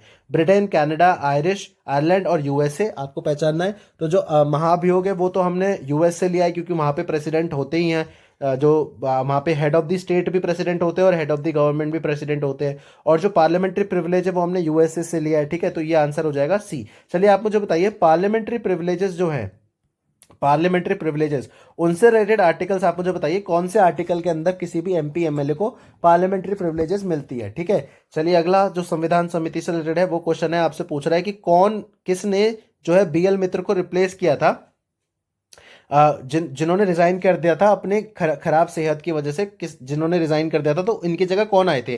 Doctor K M Munshi, DP Khaitan, TT Krishnamachari, N Madhav Rao. कौन आए थे? तो ये एन माधव राव थे जिन्होंने डीपी खेतान को जो है बीएल मित्र को जो है रिप्लेस किया था। जबकि अगर हम टीटी कृष्णमाचार्य की बात करें तो उन्होंने डीपी खेतान, जिनकी मृत्यु हो गई थी, उनको रिप्लेस किया था। ठीक है, इसलिए इसका आंसर हो जाएगा डी। अगला क्वेश्चन देख लेते हैं, जो महानदी का वाटर डिस्प्यूट है उसके लिए जो ट्रिब्यूनल बनाया गया था उसकी स्थापना कब हुई थी, आपको ईयर बताना है, और साथ में कौन सा जो राज्य है, कौन सा स्टेट है जो इसके अंदर नहीं आता है। 2016, 18, उड़ीसा, बिहार, झारखंड, छत्तीसगढ़। तो इसका जो एस्टैब्लिशमेंट हुआ था वो 2018 में किया गया था, और ये दो ही स्टेट इसके अंदर आते हैं, उड़ीसा और छत्तीसगढ़। ठीक है, उड़ीसा और छत्तीसगढ़, इसलिए इसका आंसर हो जाएगा नन ऑफ द अबव, ई इसका आंसर हो जाएगा। अगला क्वेश्चन देख लेते हैं, कौन सा जो एक यूनियन एग्जीक्यूटिव यानी कि संघ की कार्यपालिका में इंक्लूडेड नहीं है? वाइस प्रेसिडेंट यानी कि उपराष्ट्रपति, प्रधानमंत्री यानी कि प्राइम मिनिस्टर, मंत्री परिषद यानी कि council of ministers, attorney general यानी कि भारत के महान्यायवादी। तो ये सभी जो हैं अलॉन्ग विद द प्रेसिडेंट, इन सबके साथ एक प्रेसिडेंट को भी जोड़ ले तो ये यूनियन एग्जीक्यूटिव बनती है, तो इसलिए इसका answer none of the above हो जाएगा। अगला क्वेश्चन देख लेते हैं, आपसे पूछ रहा है कि कौन जो है राष्ट्रपति का जो चुनाव होता है उसमें कौन पार्टिसिपेट डज नॉट पूछा हुआ है। आप मान लीजिए यहाँ पे थोड़ा सा गलत है, आप बता दीजिए कौन करता है। ठीक है, हु डज पार्टिसिपेट, आपको बताना है कौन इसमें जो है राष्ट्रपति के चुनाव में जो है भाग लेता है। तो जो दिल्ली और पुडुचेरी के इलेक्टेड मेंबर है, निर्वाचित सदस्य हैं, वो किसके? विधानसभा के। उसके बाद संसदों के दोनों मनोनीत सदस्य यानी कि नॉमिनेटेड लोग, उसके बाद स्टेट लेजिस्लेटिव असेंबलीज के नॉमिनेटेड लोग, और स्टेट लेजिस्लेटिव काउंसिल के दोनों चयनित और मनोनीत दोनों विधान परिषदों के। तो बताना है कौन लेता है इसमें से। तो अगर हम देखें तो सिर्फ ए इसका आंसर हो जाएगा, क्योंकि इसमें सिर्फ इलेक्टेड मेंबर्स लेते हैं, नॉमिनेटेड मेंबर्स नहीं लेते हैं, और क्योंकि लेजिस्लेटिव काउंसिल हर राज्य में नहीं होती है इसलिए इसके तो दोनों ही, इलेक्टेड और नॉमिनेटेड दोनों नहीं लेते हैं, इसलिए इसका आंसर ए हो जाएगा। ये क्वेश्चन में थोड़ी सी मिस्टेक थी, आपको मैंने बता दिया। अगला क्वेश्चन देख लेते हैं, आपसे इनकरेक्ट पूछा हुआ है, जो प्रेसिडेंट का महाभियोग होता है उसकी प्रोसेस आपसे पूछी हुई है कि उसके लिए पहले आपको इंपीचमेंट चार्ज जो है किसी भी संसद के किसी भी सदन में आप स्टार्ट कर सकते हैं, जिसके लिए आपको 1/4 लोगों की सहमति चाहिए होती है उसे साइन करने के लिए। 14 दिन का वहां पे नोटिस दिया जाता है, और इसमें 3/4 मेजोरिटी से टोटल मेंबरशिप यानी कि जो कुल सदस्य हैं उनकी टोटल मेंबरशिप की 3/4 सहमति से इसको पारित किया जाता है। कौन सा इसमें से गलत है आपको पहचानना है। तो अगर हम देखें ये 3/4 नहीं है, 2/3 जो है स्पेशल मेजोरिटी में होती है, इसलिए इसका आंसर डी हो जाएगा। अगला देख लेते हैं, एस्टीमेट कमेटी के ऊपर क्वेश्चन है, आपसे पूछ रहा है कि एस्टीमेट कमेटी में पहले सदस्य कम हुआ करते थे, उनको बढ़ाकर 30 किया गया था, कब, कौन से वर्ष में? और दूसरा जो कमेटी ऑन पब्लिक अंडरटेकिंग्स है यानी कि सार्वजनिक उद्यम समिति जो है उसमें कितने मेंबर्स हैं अभी आपको बताना है। ठीक है, तो अगर हम देखें तो इसको बढ़ा के कब किया गया था? 1900, अगर हम इसकी बात करें तो 1956 में इसको किया गया था, और 1921 में इसका पहली बार गठन हुआ था एस्टीमेट कमेटी का। और अगर हम पोस्ट इंडिपेंडेंस की बात करें यानी कि स्वतंत्रता के बाद जो हमारे मंत्री थे जॉन मिथाई जी, उन्होंने इसको, उनकी रिकमेंडेशन पे इसको दोबारा से गठित किया गया था। और ये एक कमेटी है जिसमें सारे मेंबर जो हैं वो लोकसभा के आते हैं, राज्यसभा का इसमें कोई भी मेंबर नहीं आता। जबकि कमेटी और पब्लिक अंडरटेकिंग की अगर हम बात करें तो इसमें 15 जो मेंबर है लोकसभा से आते हैं, और जो 7 मेंबर्स हैं वो आपके राज्यसभा से आते हैं, तो टोटल 22 मेंबर्स हो गए, इसलिए इसका आंसर नन ऑफ दीज हो जाएगा। अगला क्वेश्चन देख लेते हैं, जो फंक्शन, प्रॉपर्टीज और मेथड्स हैं बायोलॉजिकल वर्ल्ड के, यानी कि जो कार्य, गुणों और पद्धतियों का जो अध्ययन है अजैव तंत्र में, बायोलॉजिकल वर्ल्ड में, अबायोटिक सिस्टम में, और अबायोटिक सिस्टम के उसको जब हम उसकी अध्ययन करते हैं, स्टडी करते हैं, उसको हम क्या बोलते हैं? तो बायोनॉमिक्स, बायोनॉमी, बायोनिक्स या बायोमेट्री, तो इसको हम बायोनिक्स बोलते हैं, इसलिए इसका आंसर सी हो जाएगा। तो इसमें पूछ क्या रहा है, बेसिकली उस स्टडी का नाम पूछ रहा है जिसमें हम फंक्शन, प्रॉपर्टी और मेथड पढ़ते हैं, जो बायोलॉजिकल वर्ल्ड में होता है, और उसके अबायोटिक कंपोनेंट, 2 कंपोनेंट होते हैं, एक तो बायोटिक कंपोनेंट होते हैं यानी कि जो जीवित होते हैं, और एक अबायोटिक कंपोनेंट होते हैं जो कि जीवित नहीं होते हैं, तो उनकी पढ़ाई की जाती है, जैसे आप पढ़ाई कर रहे हैं। ठीक है, अगला क्वेश्चन देख लेते हैं, आपसे पूछा हुआ है, एक तरफ आपको मतलब स्टडी की फील्ड का नाम दे रखा है, और दूसरी तरफ वो किससे रिलेटेड है आपको बताना है, करेक्ट ऑप्शन चुनना है। जो पेलियोबायोलॉजी है वो न्यूरोटिज्म और जो मस्तिष्क के अलग अलग भाग है उनसे जो है डील करता है, यानी कि विक्षिप्तता का अध्ययन करता है। एथनोग्राफी जो है स्पेसिफिक कल्चर्स यानी कि संस्कृतियां जो है उनको पढ़ता है। एंथोलॉजी जो है आपका फॉसिल्स यानी कि जीवाश्म को पढ़ता है, और फ्रेनोलॉजी आपका फ्लावर्स यानी कि फूलों का अध्ययन करता है। आपको बताना है कौन सा इसमें से करेक्ट है। तो अगर हम देखें इसमें से बी वाला केवल करेक्ट हो जाएगा, बाकी गलत है, क्योंकि जो न्यूरोटिज्म और जो ब्रेन का जो स्टडी है उसको हम फ्रेनोलॉजी बोलते हैं। उसके बाद जो फ्लावर्स की स्टडी है उसको हम एंथोलॉजी बोलते हैं, और स्टडी ऑफ फॉसिल्स को हम पेलियोबायोलॉजी बोलते हैं। ठीक है, तो बी, ये इसका बी वाला सही है। अगला देख लेते हैं, पेनिसिलिन का जो खोज है उसको किसने किया था, और प्लांट हार्मोन एक होता है ऑक्सिन, उसकी खोज किसने करी थी वो आपको बताना है। Alexander Fleming, Darwin, Kurosawa, Edward Jenner, आपको बताना है। तो इसमें पेनिसिलिन अलेक्जेंडर फ्लेमिंग ने खोजा था, सबको पता है, और डार्विन ने ऑक्सिन की खोज करी थी जो कि प्लांट की ग्रोथ को रेगुलेट करता है। अगला देख लेते हैं कि जो यानी कि सांस और जो छाती में कसाव आपको महसूस होता है, उसके लिए अगर आपको राहत चाहिए, रिलीफ चाहिए, उसके लिए कौन सा ड्रग यूज होता है आपको बताना है। मेथाक्वोलोन, कीटामिन, एम्फेटामिन या एफिड्रिन। तो अगर हम देखें इसमें एफिड्रिन यूज होता है। ठीक है, तो इसका आंसर हो जाएगा डी। अगला देख लेते हैं, जो मॉन्टॉक्स टेस्ट होता है वो आपको बताना है कि वो किस चीज के लिए डायग्नोसिस, कौन से रोग की पहचान के लिए यूज होता है। और मिनामाता डिसीज जो है वो किसकी विषाक्तता की वजह से होती है, मतलब कौन सी पॉइजनिंग की वजह से होती है। ट्यूबरकुलोसिस, हिस्टोप्लामोसिस या फिर मरकरी सल्फर। तो जो मिनामाता डिसीज होती है मरकरी पॉइजनिंग होती है, और जो मॉन्टॉक्स टेस्ट होता है वो ट्यूबरकुलोसिस को पहचानने में मदद करता है, इसलिए इसका आंसर हो जाएगा सी। अगला क्वेश्चन देख लेते हैं, इसमें आपसे पूछा है कि जो पोकानी वायरस की जो डिसीज है, उससे होने वाली जो डिसीज है वो आपको कौन से जानवर में नहीं मिलेगी, और साथ में जो मिल्क फीवर है, यानी कि मिल्क फीवर, दूध का रोग जिसे हम बोलते हैं, वो कौन से जानवर में आपको मिलेगा। तो एक में नहीं मिलेगा और एक में मिलेगा, पूछ रहा है। तो शीप, बफेलो, काव, गोट, पिग, यानी कि भैंस, गाय, बकरी, सुअर, आपको पहचानना है। तो जो पोकानी वायरस है वो आपको गोट में नहीं मिलेगा, जबकि मिल्क फीवर आपको काव में मिलेगा, इसलिए इसका आंसर सी हो जाएगा। अगला देख लेते हैं, आपसे पूछ रहा है कौन से जो विटामिन है दूध में नहीं मिलते, विटामिन B12, B9, B5 या B2। तो अगर हम देखें तो विटामिन B9 जो है वो आपको लाइम फैमिली में मिलेगा, यानी कि जो ऑरेंज हो गए, नींबू हो गए, इन सब में आपको विटामिन B9 मिलेगा, बाकी सब आपको दूध में मिल जाएगा। दूध में इसके साथ और क्या क्या होता है, जैसे प्रोटीन होता है, कैल्शियम होता है, मैग्नीशियम होता है, इसलिए बचपन में आपको बोला जाता था कि दूध पिया कीजिए, लेकिन शुद्ध देसी गाय का दूध पीना ज्यादा अच्छा होता है। अगला क्वेश्चन देख लेते हैं, आपको गलत चुनना है। एक तरफ आपको काउ ब्रीड्स यानी कि गौवांशीय नस्लें दे रखी है और उनका जो ओरिजिन है, तो सीरी जो है हरियाणा से आती है, थरपकर जो है राजस्थान से आती है, बरगुर जो है तमिलनाडु से, और खिलाड़ी जो है महाराष्ट्र से आती है।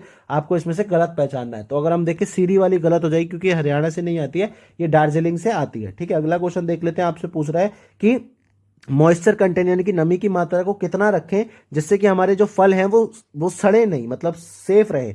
तो 20 से 30, 20 से 22, 20 से 25, 20 से 24। तो 20 से 24 तक रखते हैं। देखिए आपने देखा होगा ठेले पे गर्मियों में लोग क्या करते हैं, यहाँ पे सेब रख के उनके ऊपर बोरी डाल देते हैं जूट के, और उस पर पानी डाल देते हैं। उससे होता क्या है कि ठंडक रहती है और मॉइस्चर कंटेंट रहता है, ताकि वो हमारे को सड़े नहीं फ्रूट्स। लेकिन ज्यादा मॉइस्चर कंटेंट भी नहीं डाल सकते, क्योंकि उससे ज्यादा फिर वो सड़ने लगते हैं। अगला क्वेश्चन देख लेते हैं कि जो ऑक्सीजन की कमी होती है और कार्बन डाइऑक्साइड की अधिक मात्रा जो होती है, उस बीमारी को हम क्या बोलते हैं, heart rot, marsh spot, black heart या बटनिंग, क्या बोलते हैं बताइए। तो अगर हम देखें तो इसको हम ब्लैक हार्ट बोलते हैं, इसलिए इसका आंसर हो जाएगा सी। अगला क्वेश्चन देख लेते हैं, इसमें आपसे इनकरेक्ट पूछा हुआ है किस चीज के बारे में, वेजिटेबल्स जो है सब्जियों के क्लासिफिकेशन के बारे में। गलत विकल्प आपको चुनना है, वर्गीकरण के बारे में। तो जड़ जो है, मतलब जो मूली होती है वो जड़ का पार्ट होती है, टर्मरिक जो है वो तने यानी कि स्टेम का पार्ट होती है, हल्दी बॉटल गार्ड यानी कि लौकी जो होती है फल होती है, और काउपी यानी कि लोबिया जो होता है वो बीज होता है। आपको पहचानना है इसमें से गलत कौन सा है। तो इसमें से कोई भी गलत नहीं है, इसका answer none of the above हो जाएगा। ठीक है, इसलिए इसका आंसर हो जाएगा ई। अगला क्वेश्चन देख लेते हैं, आपसे पूछे गलत, आपको पूछना है क्लासिफिकेशन यानी कि वर्गीकरण जो सब्जियों का है उसी से आपको बताना है। तो जो ब्रिंजल होते हैं वो, उनकी जो फैमिली होती है वो सोलेनेसी होती है। गार्लिक यानी कि जो लहसुन होते हैं उनकी फैमिली क्या होती है, मालवेसी। सोयाबीन यानी कि उसकी होती है लेग्यूमिनोसी, और कैरेट यानी कि गाजर की होती है अम्बेली फेरी। आपको पहचानना है इसमें से कौन सा गलत है। तो हम देखें तो बी वाला गलत है, क्योंकि जो मालवेसी फैमिली होती है ये लेडी फिंगर की होती है, यानी कि भिंडी की होती है, ना कि लहसुन की होती है। अगला क्वेश्चन देख लेते हैं, फिर से आपसे गलत पूछा है कि आपको एक तरफ विटामिन जो जिनमें पोषक तत्व आपको है, और दूसरी तरफ वो कौन सी चीज में आपको मिलेंगे। तो जो विटामिन ए है उसमें जो बीट रूट में सबसे ज्यादा वो आपको मिलेगा, मतलब रिलेटिवली ज्यादा मिलेगा। विटामिन सी आपको मिर्ची में मिलेगा, प्रोटीन आपको हरी मटर में मिलेगा, और कार्बोहाइड्रेट्स होते हैं वो आपको स्वीट पोटैटो यानी कि शकरकंद में मिलेगा। गलत कौन सा इसमें से बताना है। तो कोई भी इसमें से गलत नहीं है, इसलिए इसका आंसर हो जाएगा ई। ठीक है, अगला क्वेश्चन देख लेते हैं, इसमें आपसे पूछ रहा है जो एस्कॉर्बिक एसिड होता है, बेसिकली जो अम्ल होता है एस्कॉर्बिक अम्ल, वो आपको कौन सी सब्जी में मिलेगा। आपको बताना है हरी पत्तेदार सब्जी, ग्रीनी लीफी वेजिटेबल, टमाटर या फिर ब्रोकली जो हरी गोभी आती है, अमीरों की गोभी जिसे बोलते हैं, ग्रीन पीज यानी कि हरे मटर। तो आपको बताना है कौन सा इसमें से सही है। तो ये सभी में मिलेगा। नॉट फाउंड पूछा है, माफ कीजिएगा, इसमें जो नहीं मिलेगा वो आपको बताना था। तो इनमें से किसी में भी नहीं मिलेगा, इसलिए नन ऑफ दीज हो जाएगा, इसका आंसर ई हो जाएगा। अगला क्वेश्चन देख लेते हैं, इनकरेक्ट आपको पूछा है अंडरग्राउंड जो आपके तने होते हैं भूमिगत, उनसे से रिलेटेड आपको बताना है। तो प्रकंद जो है, राइजोम जो है वो हल्दी टर्मरिक में होता है, ट्यूबर यानी कि कंद जो है पोटैटो में, बल्ब यानी कि शल्ककंद ओनियन में, प्याज में, और घनकंद जो है आपका शक्करकंद यानी कि स्वीट पोटैटो में होता है। तो बताइए कौन सा है इसमें। तो अगर हम कॉम की बात करें, घनकंद की बात करें, तो वो स्वीट पोटैटो में नहीं होता बल्कि वो अरबी में आपको मिलेगा, इसलिए इसका आंसर हो जाएगा डी। अगला क्वेश्चन देख लेते हैं, इसमें आपको सही विकल्प चुनना है। एक तरफ आपको कुछ कॉमन नाम दे रखे हैं और दूसरी तरफ वो उसमें कौन से जो केमिकल्स होते हैं वो। तो हॉर्न सिल्वर में आपको फिनॉल मिलेगा, ड्राई आइस आपको कार्बन डाइऑक्साइड से मिलेगी, क्विक सिल्वर मरकरी को कहते हैं, और कार्बोनिल अल्म जो कार्बोनाइल एसिड होता है उसको सिल्वर क्लोराइड कहते हैं। तो बताइए कौन सा इसमें से ठीक है। तो क्विक सिल्वर वाला ठीक है, क्योंकि हॉर्न सिल्वर जो है वो सिल्वर क्लोराइड को बोलते हैं, ठीक है। दूसरी बात, ड्राई आइस जो है वो सॉलिड कार्बन डाइऑक्साइड से मिलता है, ना कि सिर्फ कार्बन डाइऑक्साइड से। उसके बाद जो कार्बोनाइल एसिड होता है वो आपको फिनॉल में मिलेगा, ठीक है। तो आप नाम से भी पहचान सकते थे हॉर्न सिल्वर फिनॉल में कैसे होगा, जो सिल्वर तो होना चाहिए ना कम से कम उसमें। तो इसलिए अगला क्वेश्चन देख लेते हैं। इनकरेक्ट आपसे पूछा है, एक तरफ आपको कुछ केमिकल्स दे रखे हैं और दूसरी तरफ उनसे बनने वाले जो चीजें हैं वो। तो टेरेलिन जो है फाइबर्स यानी कि रेशे बनाने के काम आता है, बेकलाइट जो है प्लास्टिक बनाने के काम आता है, नाइलॉन 6 जो है टायर बनाने के काम आता है यानी कि जो रबड़ वाले टायर्स होते हैं, और 66 जो है नाइलॉन 66 वो सिंथेटिक फाइबर यानी कि संश्लेषित रेशे बनाने के काम आता है। बताना है आपको कौन सा है। तो अगर हम देखें तो बी हो जाएगा इसमें, बेकलाइट जो प्लास्टिक के बनाने के काम आता है, तो वो प्लास्टिक बनाने के काम में आता है ग्लिंटेल, ठीक है। अगला क्वेश्चन देख लेते हैं। आपसे इसमें से पूछा हुआ है कि एक तरफ सब्सटेंस यानी कि पदार्थ दे रखे हैं और दूसरी तरफ उनके कांच का रंग आपको बताना है, और इनकरेक्ट आपको पूछा है। तो पोटेशियम क्रोमेट को हम जो है ग्रीन और ग्रीनिश येलो यानी कि हरा और हरा पीला कांच में हम स्टोर करते हैं। क्यूपरस लवण यानी कि कॉर्पस क्यूपरस सॉल्ट को हम रेड में लाल में करते हैं, कैडमियम सल्फाइड को येलो में यानी कि नींबू जैसे पीले में करते हैं, और क्यूप्रिक सॉल्ट को हम पीकॉक ब्लू यानी कि मोर जैसे नीले में करते हैं। आपको बताना है कौन सा है। तो ये पोटेशियम क्रोमेट को नहीं, पोटेशियम डाइक्रोमेट को करते हैं, इसलिए इसका आंसर ए हो जाएगा। अगला क्वेश्चन देख लेते हैं। करेक्ट आपसे पूछा है, एक तरफ डिस्कवरर्स आपको डिस्कवरी यानी कि क्या है खोज, और उसकी तरफ वैज्ञानिक आपको बता रखे हैं। तो जो बेजरेलियस थे उन्होंने इलेक्ट्रॉन का जो तरंग प्रकृति थी, वेव नेचर थी, उसको खोजा था। बैकुरल ने रेडियो एक्टिविटी को, चैडविक ने कैटलिस्ट यानी कि उत्प्रेरक को, और डी ब्रॉगली ने आपके न्यूट्रॉन को खोजा था। आपको इसमें से सही बताना है। तो अगर हम देखें बी वाला सही हो जाएगा, क्योंकि जो वेव नेचर है, जो बर्सिलियस है, उन्होंने जो है कैटलिस्ट को खोजा था, ठीक है। साथ में चैडविक की अगर हम बात करें तो उन्होंने न्यूट्रॉन को खोजा था, और डी ब्रॉगली ने वेव नेचर ऑफ इलेक्ट्रॉन को खोजा था। देखिए होता क्या है, जब सब एटॉमिक लेवल पे हम काम करते हैं तो जो इलेक्ट्रॉन है, अभी हम नॉर्मली अगर हम देखें किसी भी चीज को हम एक पॉइंट मान के चलते हैं, यानी कि अगर हमने एक गेंद ली है तो वो गेंद एक पॉइंट है, वो एक पार्टिकल की तरह ही काम करेगी। अगर आप उसको ऊपर भेजेंगे और उसके बाद फिर वो नीचे आएगी। लेकिन अगर हम गैस की प्रकृति देखें तो वो पार्टिकल से अलग होती है। लेकिन सब एटॉमिक लेवल पर अगर हम देखें तो एक इलेक्ट्रॉन एक पार्टिकल की तरह भी काम करता है और गैस की तरह भी काम करता है। तो इसलिए वो डुअल नेचर का होता है उस समय। जैसे पार्टिकल जो लाइट होती है, फोटॉन्स होते हैं, वो पार्टिकल होते हैं, लेकिन लाइट जो है खुद एक वेव होती है, तो लाइट का भी डुअल नेचर होता है। अगला क्वेश्चन आपसे पूछ रहा है कि कौन सा घटक सबसे ज्यादा होता है आपको एलपीजी में। आपको बताना है कौन सा घटक सबसे ज्यादा होता है, आइसोब्यूटेन, मीथेन, प्रोपेन या एन ब्यूटेन। तो अगर हम देखें इसमें से एन ब्यूटेन सबसे ज्यादा आपको एलपीजी में मिलेगा। नेक्स्ट आपसे वही पूछा हुआ है, जो प्रोड्यूसर गैस होती है, एक बेसिकली कंबस्टिबल ज्वलनशील गैस होती है प्रोड्यूसर गैस, उसमें आपको सबसे ज्यादा जो परसेंटेज है घटक है वो कौन सा मिलेगा, carbon monoxide, hydrogen, nitrogen, carbon dioxide. तो इसमें सबसे ज्यादा अपन को नाइट्रोजन मिलेगा, इसलिए इसका आंसर सी हो जाएगा। अगला क्वेश्चन देख लेते हैं। इसमें आपसे पूछ रहा है एक्स रेज के मतलब रेज के बारे में। तो जो फोटो इलेक्ट्रिक जो इफेक्ट है, जिसका अगर हम देखें तो आइंस्टाइन ने जिसकी खोज करी थी, तो जो प्रकाश विद्युत प्रभाव है वो कौन सी रेज बनाती हैं आपको, visible rays, X rays, gamma rays या फिर अल्ट्रावायलेट यानी कि पैरा बैंगनी रेज। तो अगर हम देखें तो अल्ट्रावायलेट रेज ये बनाती है, इसलिए इसका आंसर हो जाएगा डी। अगला में आपको विषम विकल्प चुनना, ऑड वन आउट चुनना है, किससे रिलेटेड, एनर्जी कन्वर्जन से रिलेटेड, यानी कि जो रूपांतरण होता है ऊर्जा का। तो इलेक्ट्रिक फैन हो गया, टर्बाइन हो गया, विंड मिल हो गया, डायनामो हो गया। तो बताना है इसमें से। तो अगर हम देखें तो इलेक्ट्रिक फैन हो गया, क्योंकि बाकी सारे ये तीनों जो हैं ये मैकेनिकल एनर्जी को आपकी इलेक्ट्रिकल एनर्जी में चेंज करते हैं। लेकिन अगर हम पंखे देखें तो इलेक्ट्रिकल एनर्जी को मैकेनिकल एनर्जी में चेंज करता है। अगर आप पंखा का स्विच चलाएंगे तो उसमें पहले एनर्जी जाएगी यानी कि इलेक्ट्रिकल एनर्जी जाएगी, और उसके बाद पंखे के चक्के घूमने लगेंगे, तो वो मैकेनिकल एनर्जी हो गई। बाकी सब उल्टा करते हैं। नेक्स्ट आपसे पूछ रहा है, एक इलेक्ट्रॉन वोल्ट की मात्रा कितनी होती है जूल में, 1.6 × 10⁻16 -18 -19 या -22।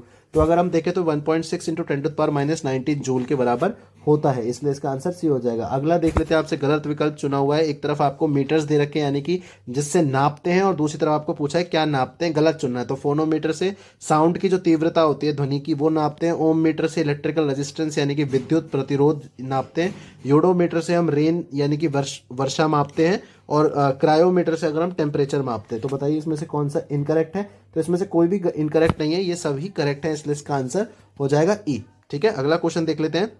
चलिए मैथ्स के क्वेश्चन है, इनको स्किप कर देते हैं।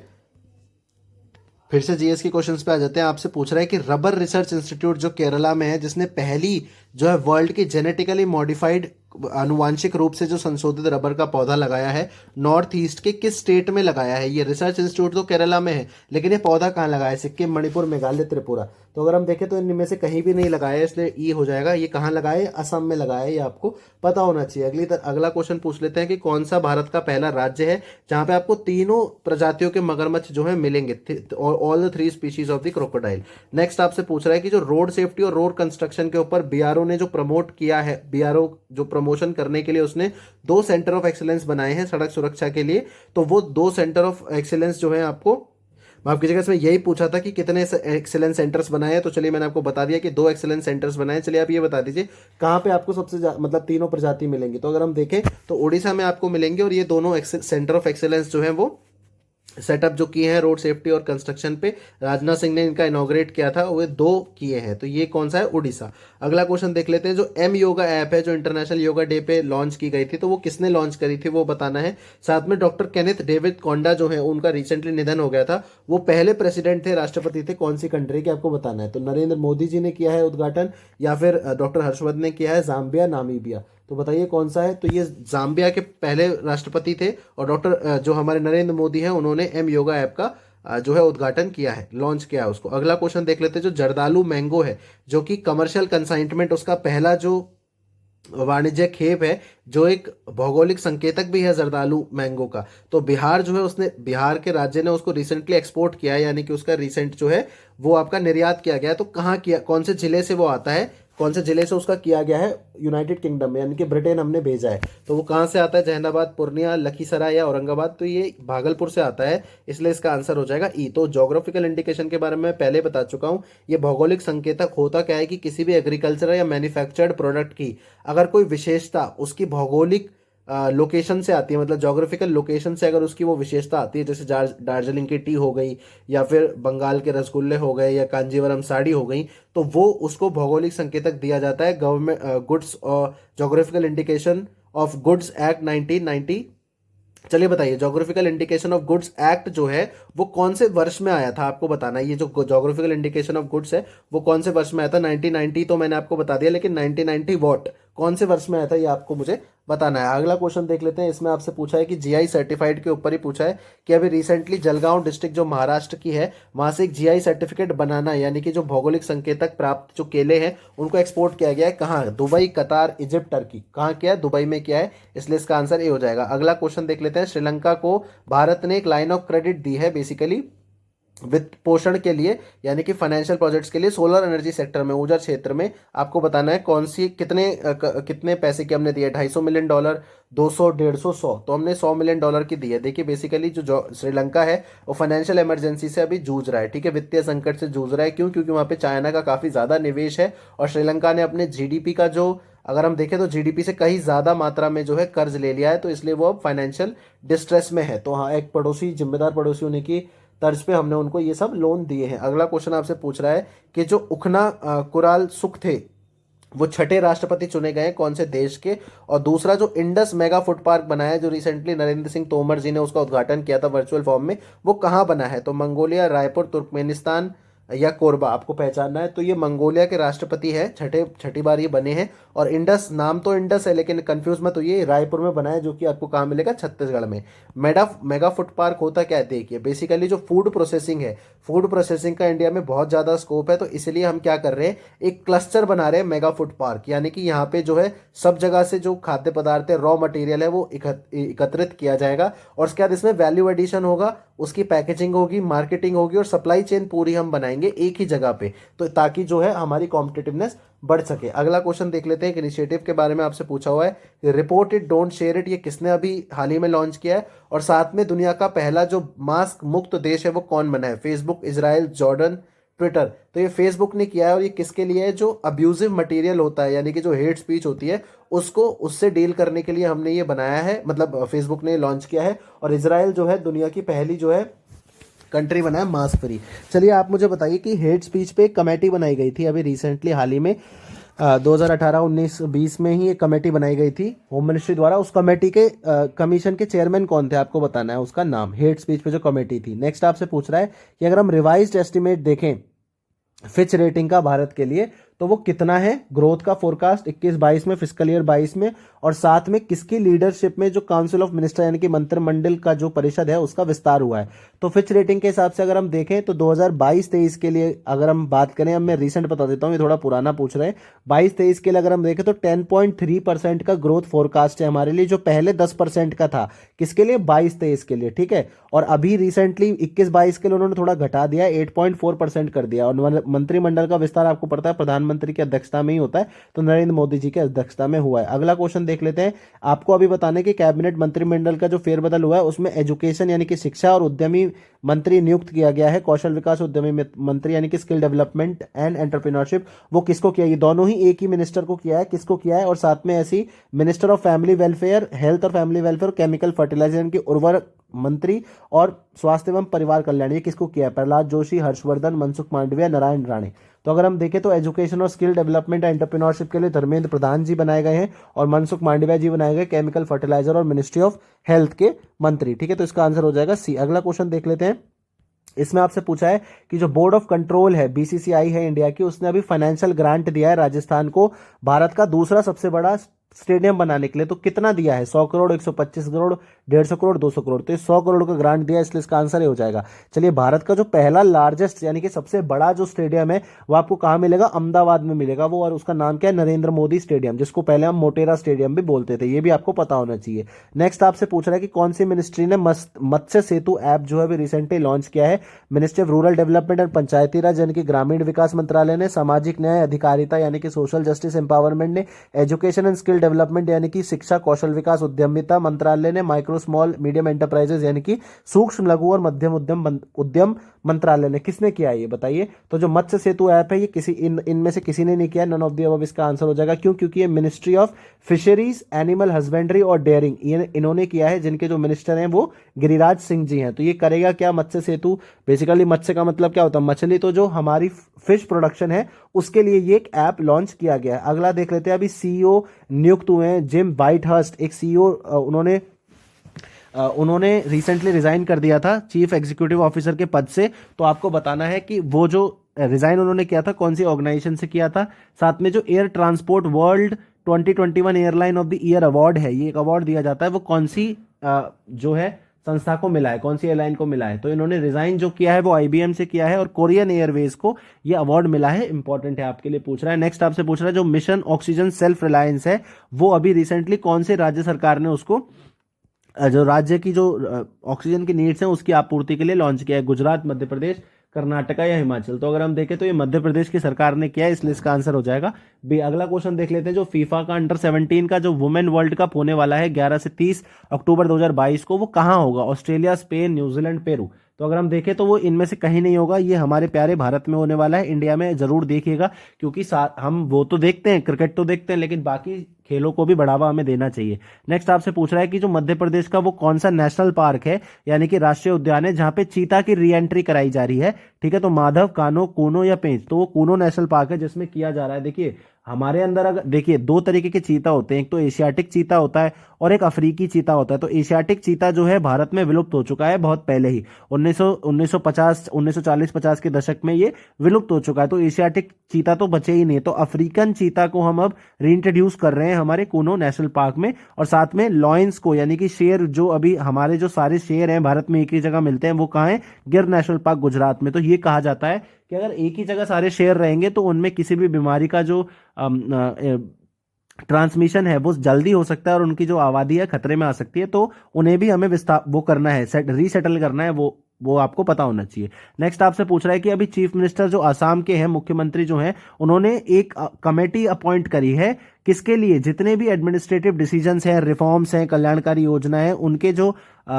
उनके ओवरसी करने के लिए, मतलब उनके मॉनिटरिंग के लिए ये की हुई है। तो आपको बताना है तो उसका नाम क्या है, guardian representative, guardian delegate, guardian officer या गार्जियन मिनिस्टर्स।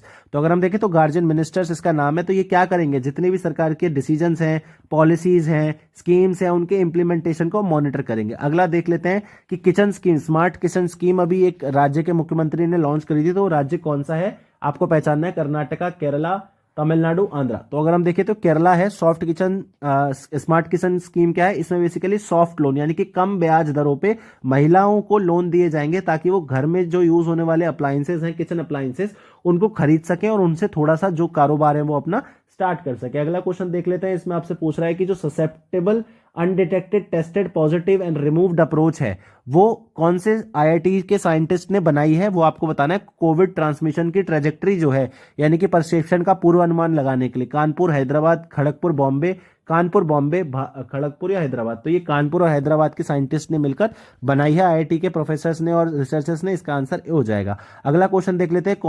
कौन से राज्य के चीफ मिनिस्टर्स ने जो अभी हमारे जर्नलिस्ट थे यानी कि जो पत्रकार है उनको फ्रंटलाइन कोविड वॉरियर्स का दर्जा दे दिया और उनको 15 लाख रुपए का जो है एक्स ग्रेशिया अमाउंट भी दिया है, यानी कि एक पुरस्कार भी दिया है, घोषणा राशि पुरस्कार ने अनुग्रह राशि देने की घोषणा करी है। तो किसने कही है, कर्नाटका, तमिलनाडु, मध्य प्रदेश या तेलंगाना। तो ये बेसिकली कोई भी नहीं है क्योंकि ये किसने करी है, उड़ीसा ने करी है। उड़ीसा के जो मुख्यमंत्री है उन्होंने जर्नलिस्ट को ये दर्जा दिया है। नेक्स्ट आपसे पूछ रहा है कि रामनाथपुरम के जो एफआरओ हैं, forest range officer Sundaram Satish, Tamil Nadu से आते हैं, उनको एक अवार्ड मिला, इंटरनेशनल रेंजर अवार्ड 2021 का। तो वो कौन से राष्ट्रीय उद्यान में काम करने के लिए उनको मिला है, वो आपको बताना है। गुंडी, गल्फ ऑफ मन्नार, मुदुमलाई, मुकुर्थी। तो ये गल्फ ऑफ मन्नार में काम करने के लिए उनको ये अवार्ड मिला है। बेसिकली उन्होंने अच्छा, जो फॉरेस्ट रेंज ऑफिसर का काम होता है वो क्या होता है, आप भी कभी फॉरेस्ट रेंज ऑफिसर बनेंगे तो आपका काम क्या होगा कि सर जो भी हमारे संसाधन है, जो हमारे वनों की सुरक्षा है, उसका ध्यान देना। अगले आपसे पूछ रहा है जो मुख्यमंत्री वात्सल्य योजना यानी कि चीफ मिनिस्टर वात्सल्य योजना है, किसके लिए, जो हमारे बच्चे 2019 कोविड 19 के अंदर जो 2019, 20, 21 में जो बच्चे अनाथ हुए हैं उनको अलाउंस दिया जाएगा, यानी कि एक भत्ता दिया जाएगा भरण पोषण के लिए, मेंटेनेंस के लिए। कितने हजार रुपए का, 2000, 2500, 3000, 3500। तो ये 3,500 रुपए का भत्ता दिया जाएगा, इसलिए इसका आंसर सी हो जाएगा। और ये करा किसने, उत्तराखंड ने। तो ये भी आपको याद होना चाहिए। नेक्स्ट आपसे पूछ रहा है कि जो इंडिया जस्टिस रिपोर्ट निकाली जाती है 2020 का, जो उसका दूसरा एडिशन है, संस्करण है, उसमें बिहार की रैंक आपको बतानी है कितनी है, 13वीं, 15वीं, 17वीं, 19वीं। तो अगर हम देखें तो ये बिहार की 13वीं रैंक है इसमें, इसलिए इसका आंसर ये हो जाएगा। ये कौन कौन निकालता है, बहुत सारे इंस्टीट्यूट्स हैं इसमें, जैसे टाटा ट्रस्ट है, सेंटर फॉर सोशल जस्टिस है, कॉमन कॉज है, विधि सेंटर फॉर लीगल पॉलिसी है। तो बहुत सारे इसमें इंस्टीट्यूट्स रिलेटेड हैं। अगला क्वेश्चन देख लेते हैं। इंडियन इनोवेशन इंडेक्स जो नीति आयोग निकालता है उसका जो दूसरा अध्याय है, दूसरा जो संस्करण है, माफ कीजिएगा, सेकंड एडिशन जो है, उसमें आपको बताना है कि मेजर कैटेगरी में रैंक आपको पहचानी है। प्रथम रैंक जो है तमिलनाडु को, सेकंड रैंक महाराष्ट्र को, थर्ड रैंक कर्नाटक को और 16वीं रैंक मिली है बिहार को। तो आपको बताना है कौन सा इसमें से ठीक है। तो इसमें से केवल दूसरा ठीक है। तो जो सेकंड रैंक है वो महाराष्ट्र को मिली है, जबकि पहले की अगर हम बात करें तो वो कर्नाटका को मिली है, तीसरे की बात करें तो तमिलनाडु को मिली है, और बिहार की अगर हम बात करें तो उसको 16वीं नहीं 17वीं रैंक मिली है। इंडिया इनोवेशन इंडेक्स करता क्या है, जैसे ग्लोबल इनोवेशन इंडेक्स है हमारा जो वीपो निकालता है, वो क्या करता है, विश्व स्तर पे जो इनोवेशंस हो रहे हैं उसमें आपके राज्य की क्या भूमिका है, क्या योगदान है राष्ट्र की, उसको जांचता है। ऐसी पूरे राष्ट्र में, पूरे देश में अलग अलग राज्यों की क्या भूमिकाएं हैं, उनका क्या योगदान है, उसको जांचता है ये इंडेक्स। नेक्स्ट आपसे पूछ रहा है जो ईज ऑफ लिविंग इंडेक्स है, उसके बारे में आपको गलत विकल्प चुनना है। आपको बताना है पहला रैंक बेंगलुरु को, दूसरा पुणे को, तीसरा अहमदाबाद को और 35 जो है पटना को मिला है, 35वां रैंक। आपको बताना है कौन सा इसमें से गलत है। तो अगर हम देखें तो पटना को 35, इतना भी खराब नहीं है हमारा पटना, तो 35 नहीं मिला है हमको, कितना मिला, 33 मिला है, ठीक है। और ये है क्या, ministry of housing and urban affairs जो मंत्रालय है वो इसको निकालता है, किसी भी शहर में कितना जीना कितना आसान है, ईज ऑफ लिविंग कितनी है, यानी कि वहां पे ट्रैफिक की हालत कितनी है, कम्युनिकेशन कैसा है, वहां पे रेंटल हाउसिंग कितनी है, ये सब, एजुकेशन, हेल्थ की सुविधाएं कितनी है, वो सब जांचता है। अगला इसमें से ऑड वन आउट ऑफ को पूछ रहा है कि बांदीपुर आपको कर्नाटका में, गुगामल महाराष्ट्र में, वन विहार उड़ीसा में और बेतला नेशनल पार्क, आप बेतला जो है झारखंड में मिलेगा। आपको बताना है कौन सा इसमें से ऑड है। तो सी वाला ऑड है क्योंकि ये गलत मैच है, आपको उड़ीसा में नहीं मिलेगा, वन विहार आपको मध्य प्रदेश में मिलेगा, इसलिए इसका आंसर सी हो जाएगा। अगला क्वेश्चन देख लेते हैं कि कौन सा इनमें से दिया हुआ टाइगर रिजर्व है, मतलब कौन सा इसमें से वो है जो अभी तक टाइगर रिजर्व की कैटेगरी में इंक्लूडेड नहीं है। कामलांग, ओरांग, वाल्मीकि, इंद्रावती। तो अगर हम देखें सारे ही टाइगर रिजर्व्स हैं, इसलिए इसका आंसर ई हो जाएगा। देखिए कमलांग आपको अरुणाचल में मिलेगा, ओरांग आपको असम में मिलेगा, वाल्मीकि जो हमारे प्यारे बिहार में मिलेगा और इंद्रावती आपको छत्तीसगढ़ में मिलेगा। तो ये सारे ही टाइगर रिजर्व्स हैं जो प्रोजेक्ट टाइगर 1973 में आया था, उसके अंदर हम इन चीजों को यानी कि किसी भी जो वाइल्ड लाइफ सेंचुरी है, नेशनल पार्क है, उसको हम टाइगर रिजर्व घोषित करते हैं। इसका अगर हम देखें तो इसमें एक तो कोर एरिया होता है जो बिल्कुल डिस्टर्ब नहीं किया जा सकता, उसके बाद एक बफर जोन होता है, ट्रांजिशन जोन होता है और फिर बफर जोन होता है। ठीक है, अगला क्वेश्चन देख लेते हैं। रामसार साइट कौन सी इनमें से नहीं है आपको बतानी है। आसान बराज, कबरताल, सराई, नवार झील और पार्वती आगरा झील। तो ये सारी ही रामसार साइट्स हैं, इसलिए इसका आंसर ये हो जाएगा। देखिए आसान बराज आपको कहाँ मिलेगा, उत्तर प्रदेश में। कबरताल आपको कहाँ मिलेगा, बिहार में। सराई नवार आपको कहाँ मिलेगा, यूपी में। और पार्वती आरगा जो है आपको कहाँ मिलेगी, उत्तर प्रदेश में। ये सारी ही रामसर कन्वेंशन के अंदर हमारी रिकॉग्नाइज साइट है। नेक्स्ट क्वेश्चन देख लेते हैं। आपको गलत विकल्प को चुनना है। बिहार के कॉन्टेक्स्ट में जो राजकीय पक्षी है स्टेट बर्ड स्पैरो, चिड़िया गौरैया है। राजकीय पशु जो है आपका स्टेट एनिमल ब्लैक बग यानी काला हिरण है। राष्ट्रीय पुष्प गेंदा यानी कि मैरीगोल्ड है। और स्टेट ट्री राष्ट्रीय वृक्ष आपका पीपल है।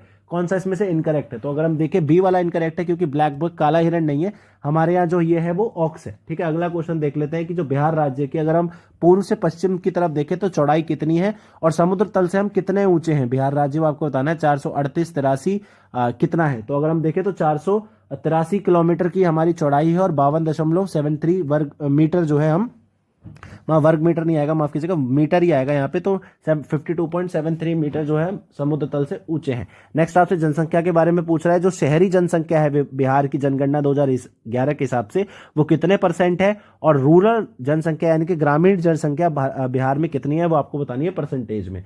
तो अगर 11, 13, 12 बताइए। तो इसमें जो शहरी है वो 11.3 है और जो रूरल है यानी कि ग्रामीण है वो 88.7 है। ठीक है, अगला क्वेश्चन देख लेते हैं। जो सबसे कम जनसंख्या घनत्व वाला जो डिस्ट्रिक्ट है आपका, जिला है बिहार में, वो कौन सा है? कैमूर, श्योवर, शेखपुरा, मुंगेर।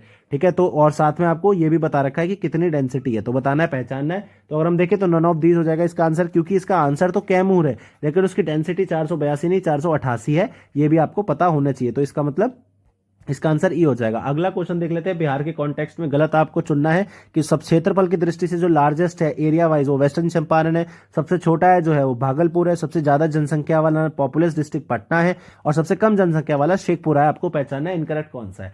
तो अगर हम देखें बी वाला यानी कि स्मॉलेस्ट डिस्ट्रिक्ट आपको भागलपुर नहीं है, कौन सा है? श्योर है, इसलिए इसका आंसर बी हो जाएगा। ये सेंसस के फैक्ट्स हैं, बजट में इकोनॉमिक सर्वे के फैक्ट्स जो हैं वो उनको आप सीधा सीधा आपको रटना ही पड़ेगा। आप क्या कर सकते हैं, 3 से 4 बार ये वीडियो देख सकते हैं, साथ में हमारा टेलीग्राम चैनल ज्वाइन कर सकते हैं जहां पे आपको पिक से रिवीजन हो। और अगर आपको और भी अच्छे से तैयारी करनी है, एक ही जगह आपको सारा पढ़ना है, तो आप हमारे पेड ग्रुप की जानकारी भी ले सकते हैं। अगला क्वेश्चन देख लेते हैं। इनकरेक्ट आपको पूछा हुआ है कि विष्णुपद मंदिर आपको गया में मिलेगा, राम जानकी मंदिर सीतामारी में मिलेगा, नेपाली मंदिर आपको वैशाली में मिलेगा और हरिनाथ जी का मंदिर आपको सोनपुर में मिलेगा। इसमें से गलत पहचानना था कौन सा है, तो ये सी वाला गलत है, क्योंकि ये आपको वैशाली में नहीं मिलेगा। ये कहाँ मिलेगा आपको? हाजीपुर में। ठीक है, हाजीपुर में मिलेगा, इसलिए इसका आंसर हो जाएगा सी। नेक्स्ट क्वेश्चन आपसे पूछ लेते हैं। करेक्ट ऑप्शन, एक तरफ समितियां दे रखी, दूसरी तरफ किसके लिए? तो चक्रवर्ती जो है बेरोजगारी और लोक कल्याण पे बनी थी, अनएम्प्लॉयमेंट एंड पब्लिक वेलफेयर पे, जीवी रामकृष्ण डिसइन्वेस्टमेंट यानी कि विनिवेश पे, खुसरो कमेटी मॉनेटरी पॉलिसी पे और भगवती कमेटी एग्रीकल्चर क्रेडिट यानी कि कृषि ऋण पे बनी थी। आपको करेक्ट पहचानना है कौन सा है। तो अगर हम देखें तो जीवी रामकृष्ण कमेटी जो है विनिवेश में बनी थी। डिसइन्वेस्टमेंट क्या होता है? ये सरकारी उपक्रम है, सरकारी कंपनी है, सरकार की 100% की भागीदारी है, लेकिन सरकार अब चाहती है इसमें कुछ प्राइवेट प्लेयर्स भी जुड़े। तो सरकार क्या करेगी, अपनी जो स्टेक है वो घटेगी। जैसे एयर इंडिया को अभी सरकार ने टाटा को बेच दिया, उसको हम बोलेंगे डिसइन्वेस्टमेंट। ठीक है, तो जो अनएम्प्लॉयमेंट पे बनी है वो कौन, अगर हम चक्रवर्ती की बात करें तो ये किस पे बनी है? मॉनेटरी पॉलिसी पे यानी कि मौद्रिक नीति पे। खुसरो की बात करें तो एग्रीकल्चर क्रेडिट यानी कि कृषि ऋण पे बनी है और भगवती की बात करें तो अनएम्प्लॉयमेंट यानी कि बेरोजगारी और लोक कल्याण पे बनी है। अगला क्वेश्चन देख लेते हैं। गलत आपको चुनना है कि world wide fund for nature का आपको हेडक्वार्टर वियना में मिलेगा, विश्व खाद्य कार्यक्रम फूड प्रोग्राम का रोम में मिलेगा, ट्रांसपेरेंसी इंटरनेशनल का बर्लिन में मिलेगा और विश्व मौसम विज्ञान संगठन यानी कि वर्ल्ड मेट्रोलॉजिकल ऑर्गेनाइजेशन आपको जेनेवा में मिलेगा। कौन सा इसमें से इनकरेक्ट है? तो ये आपका पहला वाला इनकरेक्ट है, आपको वियना में नहीं मिलेगा, ग्लैंड में मिलेगा यानी कि स्विट्जरलैंड में ग्लैंड में आपको मिलेगा। ठीक है, अगला क्वेश्चन देख लेते हैं। आपसे पूछ रहा है इनकरेक्ट ऑप्शन इसमें आपको चुनना है कि जो फूड एंड एग्रीकल्चर ऑर्गेनाइजेशन है वो कौन सी रिपोर्ट निकालती है, state of the world report. State of the world report निकालती है विश्व मौसम विज्ञान संगठन, meteorological organization, state of world climate. संयुक्त राष्ट्र विकास कार्यक्रम यूएनडीपी जो है ह्यूमन डेवलपमेंट रिपोर्ट निकालता है। और एशियाई विकास bank, Asian Development Bank, ease of doing business. तो इनकरेक्ट कौन सा है, तो ये डी वाला इनकरेक्ट है। क्यों? क्योंकि ये वर्ल्ड बैंक निकालता है। हालांकि अब तो इसमें कम हो गई है, मतलब बंद कर दी है इस रिपोर्ट को, लेकिन निकालता यही था। और भारत की रैंक इसमें अगर हम देखें तो लास्ट कितनी थी, 63वीं थी। अगला क्वेश्चन देख लेते हैं, जीआई टैग से रिलेटेड है। गलत विकल्प आपको चुनना है। काला चावल मणिपुर से आता है, गुलबर्ग की तूर दाल कर्नाटका से, खोला चिली असम से, और कंदमल हल्दी आपको उड़ीसा से मिलती है। कौन सी इसमें से गलत है वो आपको बताना है। तो अगर हम देखें तो खोला चिली वाला गलत है, क्योंकि असम से नहीं आता, ये कहां से आता है, गोवा से आता है। ठीक है, इसलिए इसका आंसर हो जाएगा सी। अगला क्वेश्चन देख लेते हैं जो बिहार का बजट से है। 2021 में जो राज्य का सकल घरेलू उत्पाद है वो अगर हम देखें एस्टिमेटेड कितना है, अनुमानित, आपको एग्जैक्ट फिगर पता होना चाहिए। तो वो कितना है, तो ये गलत है। वो 7,057 करोड़ 7,57,026 करोड़ है, माफ कीजिएगा। इतना बड़ा नंबर है ना, मतलब सोच के भी कॉमन मैन की हालत है ये।